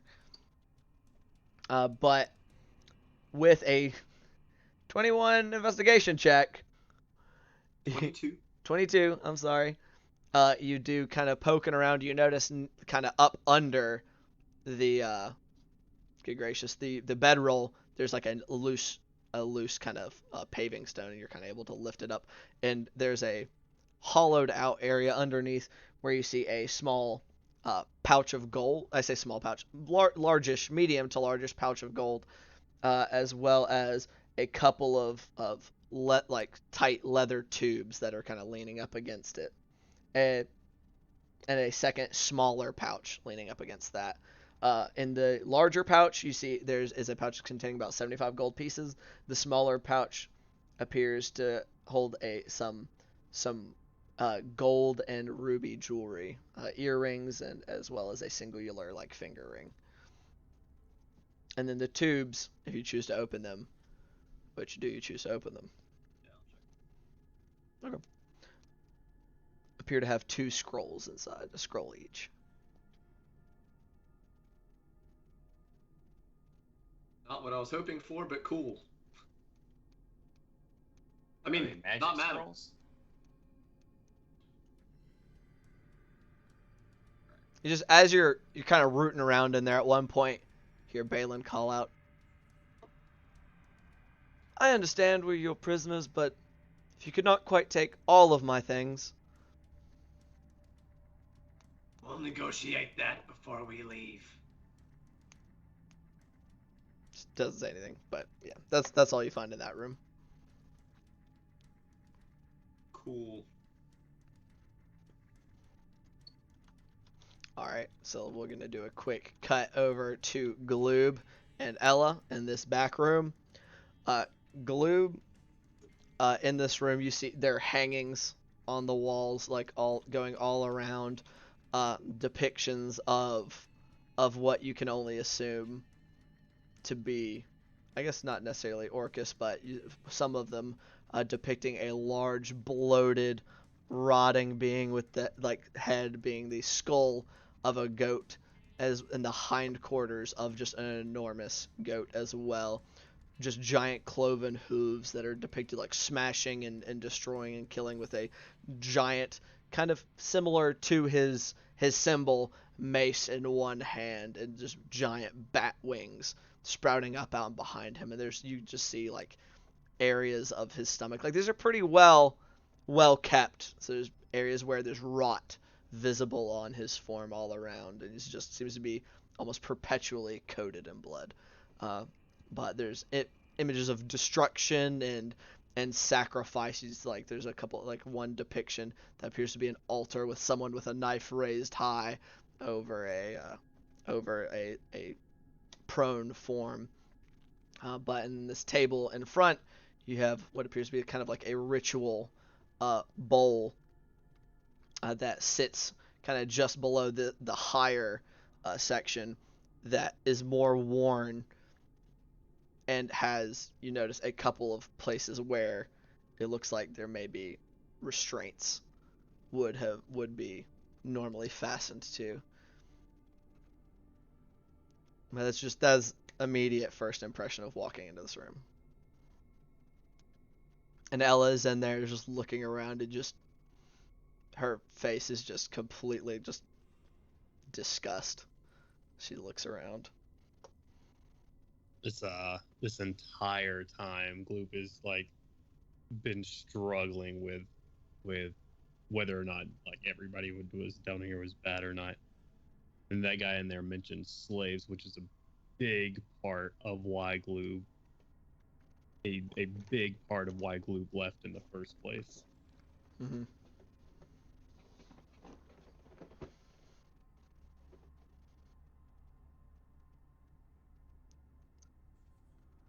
Why? So you kind of hear Ella make like vaguely kind of muttering to herself, "Bastards."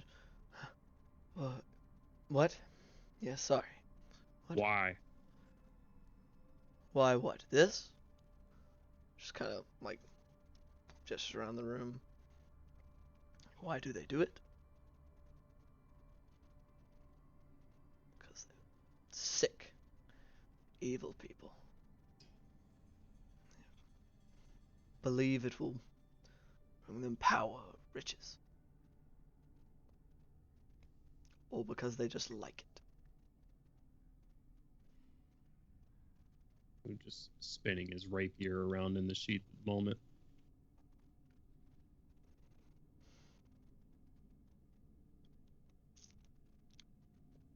Ella's just standing there, just just swats the ceremonial kind of what looked to be like a collection like bowl that was there on that center table, swats it off to the side and just smashes against the kind of like bounces off the wall and smash it before smashing against the floor and just turns around and walks out.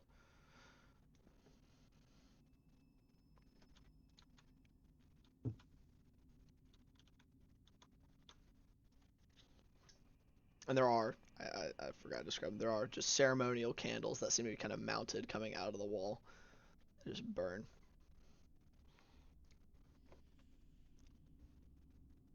There are a few moments of just sitting there. Blue will turn and leave as well.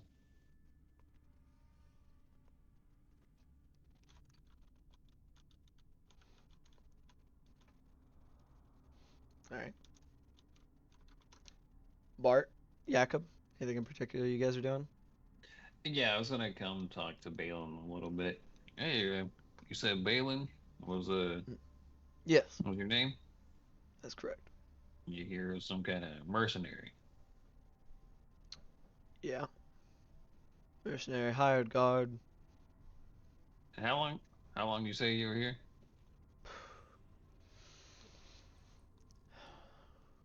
Probably somewhere going on 6 months at this point. Been a while. Yeah. Had a lot of people come out here in 6 months. Which people?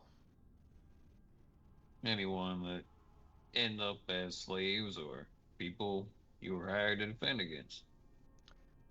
For the most part, I didn't have to do much. It was more of a...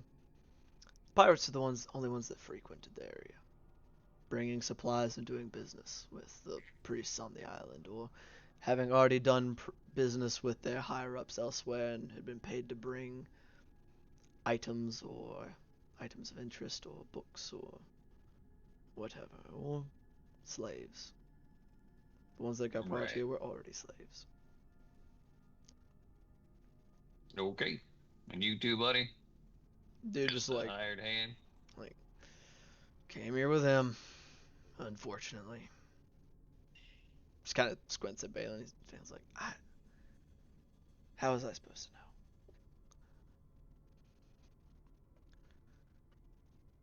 For Alright. months now, you have watched people brought in as slaves and sacrificed. Just looks over you, Gloob. It was that or be murdered, so yes. And Gloob, those choices that these men have made, they will be brought to justice for. Just looks at like the big guy. He's like, Yeah, I could make a persuasion check. For me.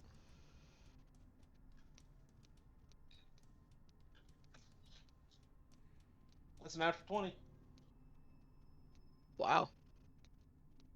Apparently, I'm real fucking persuasive when it comes to justice.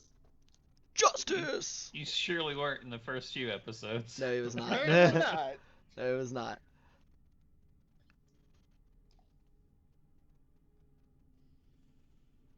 Luke just sits there staring in disgust, and the thought of stabbing this guy crosses his mind like 1,000 miles an hour.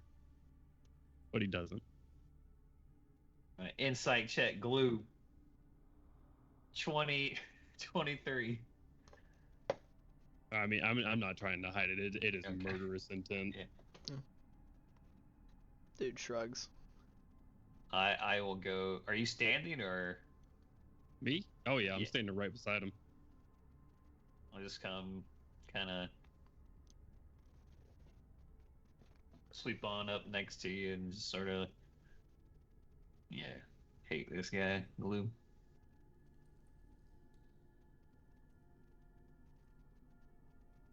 He is everything I left behind. Right. Just gonna. Should we just kill him right now and bring him to justice for you to decide?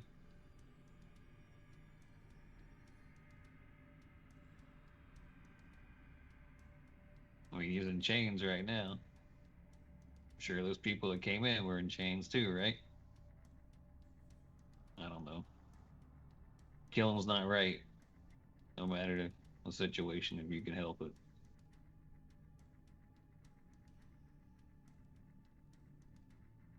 Doesn't make it easy.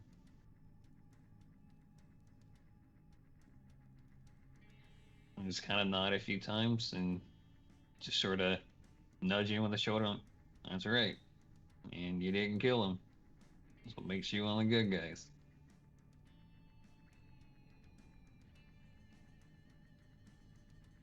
Yeah. It's not an easy path. Yeah.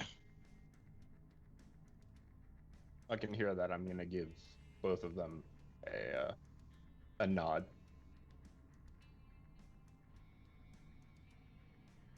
You're gonna fucking rot. He just lifts up his hands. I'll be rotting alive. It's better than they would have done for me and my men if I had tried to revolt. And there were far more than the three when we started. I wasn't going to get them killed. Right. Well, gentlemen, have we finished checking the rooms? Should I head upstairs yet? Yeah, I guess for the sake of speeding things along, have the rooms thoroughly searched by whoever's wanting to search them. Yep. Yeah, do a bulk room search instead of room by room.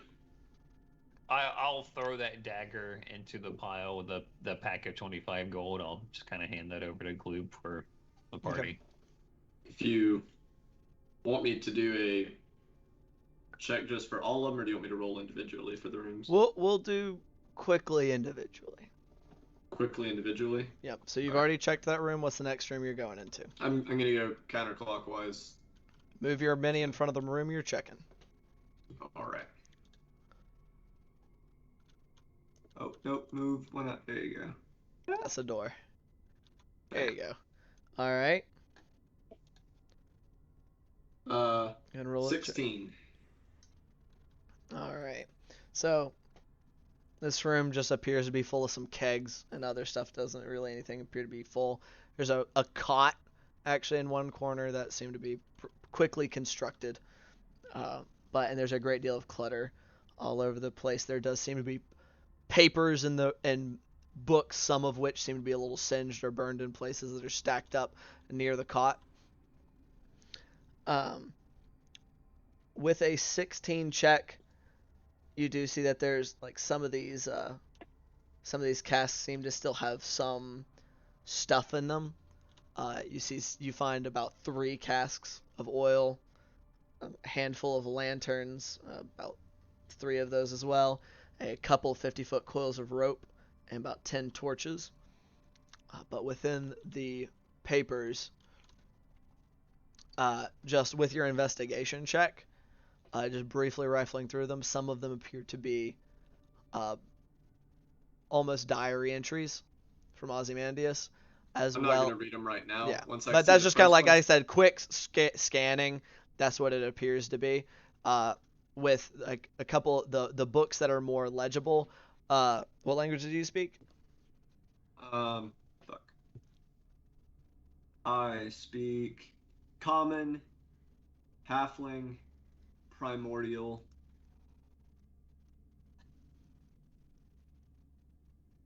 and there's another one. It's currently listed as Deep Speech, but I know that we had an agreement on something else. I can't remember what it was. Basically, off the top of my head. ocean speech Yeah, is what you're wanting, Aquan, because it that's what wasn't Aquan, yeah. listed. A couple of them you're able to make out. They appear to be basically like holy texts, on the business of Orcus. Another one you aren't able to quite read. The one that I can't read, I will cram in my bag along with the diary entries. I'm going to leave the holy texts. As a matter of fact, if there's like a campfire or a pot fire or anything burning literally anywhere besides the torches, I'll toss them in it. There was a fire in like the kitchen, Yeah. but it was more like burned down to coals, but easy enough to kind of like get going with some paper. Yeah, just before we leave, I'll Sure. get rid of those. Okay. once again, there doesn't appear to be really any material possessions in here. Not really. Maybe like some like a change of clothes and some like food that are like set up on a crate, but that's about it. What should I label the book as in my inventory? Unintelligible book. Unintelligible burnt book. All right. And then I guess on to the next one. Sure. Which room? Just write this room right here. Just continuing counterclockwise. All right. So you bust open that room, and you see multiple pallets. Kind of some of them they appear to be made out of less whole bedrolls than were in the other room, but they definitely started out life as bedrolls, with a fire or the remnants of a fire kind of in the kind of off to this left hand side, with a cauldron in the middle. Or a kettle, I'm sorry. I only had a cauldron. There were no kettles, apparently, in Tales Fire. But a kettle in the center. And like I said, that pile of lumber and stuff that was probably used to kind of keep the fire burning in this room in the evening. Oh. Cody froze up for a second for me. I was like, oh, I thought we were going to lose him. Yeah, you're good. You're there. You're there. No worries.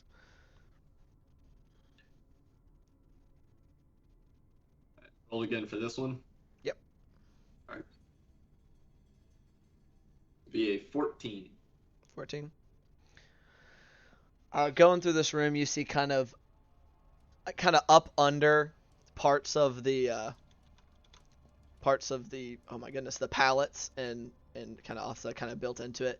There are several spears, a couple of extra quivers of arrows and crossbow bolts, and one spare short sword, and two daggers.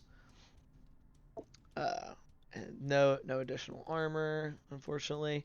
And then a couple of not as well hidden as in Balin's room, but a couple of smaller pouches that each of them holding between 20 and 25 gold each, but 3 of those, so average it out to 70. Gotcha.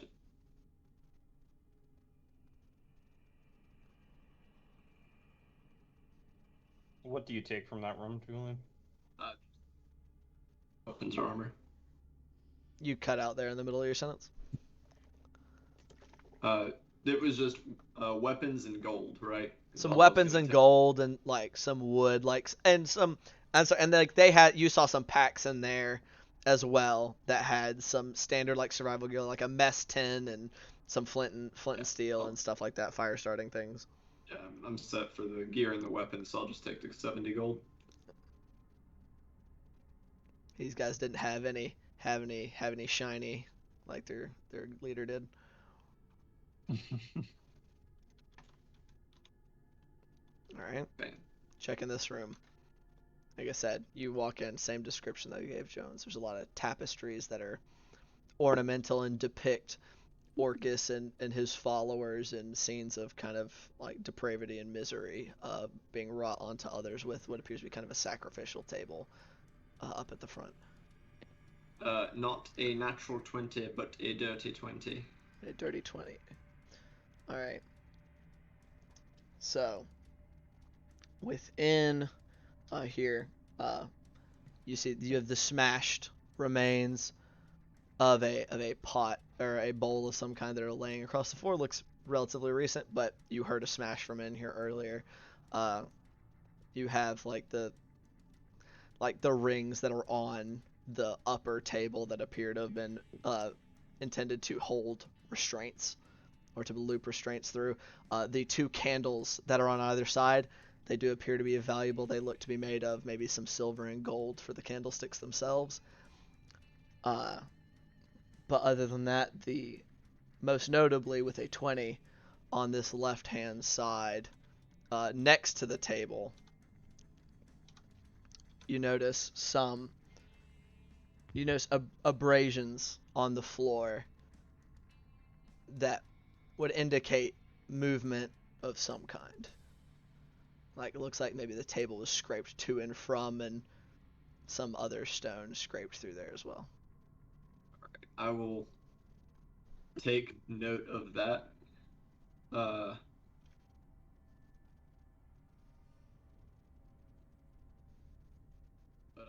get too deeply into it now since we're cutting it close on time. I'll cram the candlesticks into a bag. You said gold and silver candlesticks? Yeah, kind of gold and silver. Looks like there's a bit of both within them in their I'll make. cram them in the bag and move on to the next one. Okay. So that would circle you all the way around to this room. This one you did see Bart go into, so you'll know Bart. I would say you would know that Bart kind of searched through here unless you're looking for any. You're wanting to go over it again. Yeah, I'll give it a quick once over. Sure. Oof. I guess that good luck couldn't go forever. That'll be a 7. You don't seem to notice anything that Bart hadn't already rifled through. Gotcha. All right. And then here, you do know Bart was there, but he didn't look. So if you want an investigation check for this kitchen. Another 17, 14 plus 3. You don't find there's nothing particularly of value within the kitchen air quotes. Anything of interest? Of interest, not particularly. Looking through there's and I will go ahead and say, like, in a lot of these rooms, or in parts of the rooms and kind of out on those walls, there's symbols of Orcus kind of painted haphazardly throughout the underside of this building. There's kind of like on some of the walls, kind of like marking places and stuff, just kind of about. But other than those diary entries, I haven't seen any like records or anything. Not that you found. All right. Last one, I guess, or last 2. Yep. So this one, if you want to go ahead and make that roll for me. 19 plus 3 for 22. God damn, you're rolling really hot for having only a +3. That's crazy. But I literally just rolled like a 7, so. So this room has several large bookcases leaning up against the wall, as well as a large chair and a scribe's desk sitting right up against the corner of the wall next to the door. The bookcases are kind of loaded down with books and scrolls. Some of them seem to be singed. Some of them look like they've just kind of been down here. But with a 22, kind of quickly glancing through a lot of the books and scrolls upon there, the majority of them appear to be bookkeeping documents. There's one set of 5 that are bound in sky blue leather and trimmed in copper. Those appear to have been untouched by fire and other damage. Bag. They are very old, though. You notice, like, you pick them up, like, the leather, and it's been well taken care of, but you can definitely see, like, the pages are very, very yellow. If there's like a blanket or something to wrap them in before I cram them in my bag, I will. Sure. I mean, yeah, there's some blankets and stuff. Like, you see some bedrolls kind of crammed into that back corner. We ain't destroying the ancient books. Right. And in the desk, you do notice that the desk is locked. You go to, like, open it up and just kind of doesn't immediately open. Is there anything else in the room? Not particularly. Looks like there's a sleeping area for some people, but kind of everywhere has been more or less a sleeping area for somebody. Hey, Gloob! Yeah. We got a lock. I want to see if you can get through it. Yeah, sure. I'll walk over there to him. Okay. So you go up in there and kind of I kind of ran out of space, but there's like a small writing desk crammed into this little corner that he's kind of rattling. All right. Let's see what my bonus is to that. I will say by this time, of course, both Bless and Emboldening Bond have worn off. Yeah. Oh yeah, I haven't. More than enough time. Right. I only rolled those for searching the 2 bodies. I haven't used it since. Fair enough. Just want to make sure everybody's aware. And this is just Dex plus proficiency, right? Correct for these tools, yes, sir. And if I can like give him advantage by like holding the angle on like a pick or something for him. Easy enough. Okay. All of my dice are fucking tainted tonight, bro. All right. I'm sorry, I stole a little Sucks, book. dude. Natural 20. Hey! You barely even touch it. give I it the rolled Fonzie slap. a 20 and a 12. Yeah. So you just like barely enter your thieves' tools into the latch for it, Bruh. You're or really whatever. good I'm at not. this. I need to think of a good like lock picking like whatever, but snap right open, and you're able to pull it out. And continuing with, I see no reason to rob you of your investigation check, Julian. Within, kind of pull open, you find a couple of bottles of, kind of seated in like wool or whatever to kind of cushion it. A couple of bottles of what appear to be ink, as well as you see a couple more of these spell scrolls. At least they appear to be similar to spell scrolls you've found previously that are kind of nestled in there, as well as some other assorted like writing equipment, like a couple of quills and some sheafs of paper. Ooh, paper. I'll take the paper. I mean, it says paper, spell scrolls. Psh. Yeah, I've got those written down too. No, once again, no notes or journals or anything like that. Not that appear to be within the desk. It's people getting on my nerves. All right, last room, I guess. All right, one last room. All right, last one. Need all the good luck. 16 again. 16's not bad. 15. 12 plus 3, not 4. So, this room appears to contain all sizes of statues, from like those larger statues that you see kind of pressed up in the back, as well as smaller figurines. There are statues of dogs, horses, monks, and pilgrims, footmen, knights, all kinds of stuff, and apparently even several garden gnomes. How exciting! Very. All of those ones are all smaller, between 1 and 3 feet. You have in the very back, you see two that seem to be full life-size statues up against that back one. One is a robed skeleton holding a large scythe, and the other appears to be a woman with snakes for hair.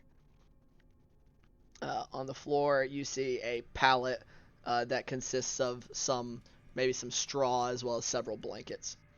But with your 16, most of the statues and figurines appear to be made out of glazed clay and are kind of not very well made.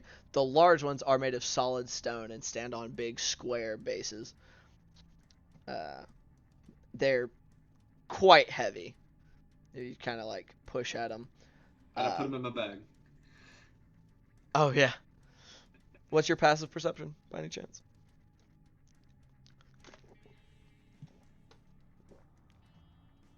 13. 13. Okay.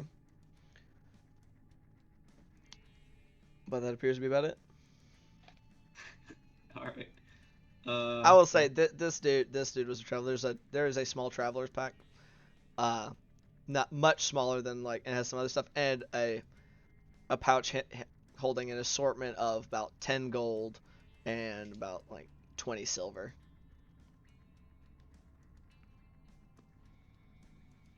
All right. I'll just leave the room, and I will stop hogging the camera now. Okay. So. All right. Well, is that everything? We good to go? Seems like it. All right. Well, let's as much as I hate to say it, let's go get back to the ocean. I guess, unless we want to wait for these fellows to come back. I think we should probably wait for them, as well as rest up. I'll stand guard, at least for a short time, because there's, from what Miss Connolly had said, while we have disposed of the creator of those things out on the dunes, they're still going to be lurking out there. So we'll probably have to deal with them on our way back. This is true. And we don't want those two guards seeing us out on the dunes and then trying to take us by surprise while we're dealing with the skeletons. So we should probably wait for them to come. All right. Let's get their boss upstairs so they can see that he's manacled and safe. I'll do that if y'all want to rest down here. I'll call down if there's any trouble, of course. I'll keep your company up there. Keep an eye on him. Anything else that might be coming around. You never know what kind of patrol he might have. Might come around from a different angle than we're expecting. All right, Miss Conley, Julian, and Gloob, do y'all want to stay down here, or do you just want to bring everybody upstairs and we'll have a little party up there? This place gives me the creeps. Indeed. Blue is heading upstairs as well. All right, sounds like we're bringing everybody up there. Okay. All right. I'll take a There take you a go couple ahead. of those boxes up with me so they have somewhere to sit. Okay. DM Glue will go back to the perch that he originally looked down on the church Okay. at and just sit up there. I was getting ready to say that's actually where Julian was gonna go to keep watch. I don't have a. Trying to control these things is a giant pain in the ass. Anywho, as you all march yourselves as well as your captives Yeah. up the stairs and set yourselves about to keep an eye out for some, and others just kind of maybe catch a breath and rest some bruises and other wounds, waiting to receive the remainder of Balin's men. That is where we'll kind of pan out on a horizon as day has really well and truly come by this juncture. That's where we will end tonight's session with Boy. our crew victorious over a group of cultists. So yeah, how fun. Nice. Fun and exciting. Yeah. All in a day's work, boys. Indeed. Awesome, possible. Thank you guys so much for coming to play tonight. I enjoyed it very much. And thank you guys over here. I don't know. I feel like I should point to the chat, but I'm not sure. Like you guys over here for coming to watch us. I hope y'all were entertained. It was a bit hectic. There's a lot of people who could cast spells, which was a lot more to keep track of than I had originally intended. That was a lot, but I still thought it was a lot of fun. But yeah, so thank you guys so much. I'm gonna go ahead and pull up our stuff so we can get ready for a raid while I continue to do our spiel. But we will be raiding somebody, so we'll be showing somebody some love. But all of you guys, of course, we are still doing our charity drive for Extra Life. So take a look at our link down below and give them some love. Open your hearts and your wallets. It's a good cause, helping kids' hospitals across continental North America. Also, take a look at our friend Brittany, also a member of Hard Knock Dice, aka Koshik, in the Saturday stream. Check out her Kickstarter for her Spellbound enamel pins, which are really fucking nifty. We're a little over halfway to having that funded, so if we can get that the rest of the way funded, we can get those initial ones out, and hopefully we can get some more cool and exciting things out there. They also have stickers. I forgot, the stickers are a very important part of the draw. Some nice cool stickers of the same designs. So go check holographic stickers. Check those out. But yeah, so we're gonna be getting ready to raid our friends here at TPK Roleplay because I'm kind of lazy and they were easy to click, but they are cool. So I mean, we try to spread our love around, right? But they're cool guys. They do some good work. So we're gonna give them a good old raid. So say hi, and from Hard Knock Dice, and I hope all of y'all have a good evening. Bye. Bye. Bye.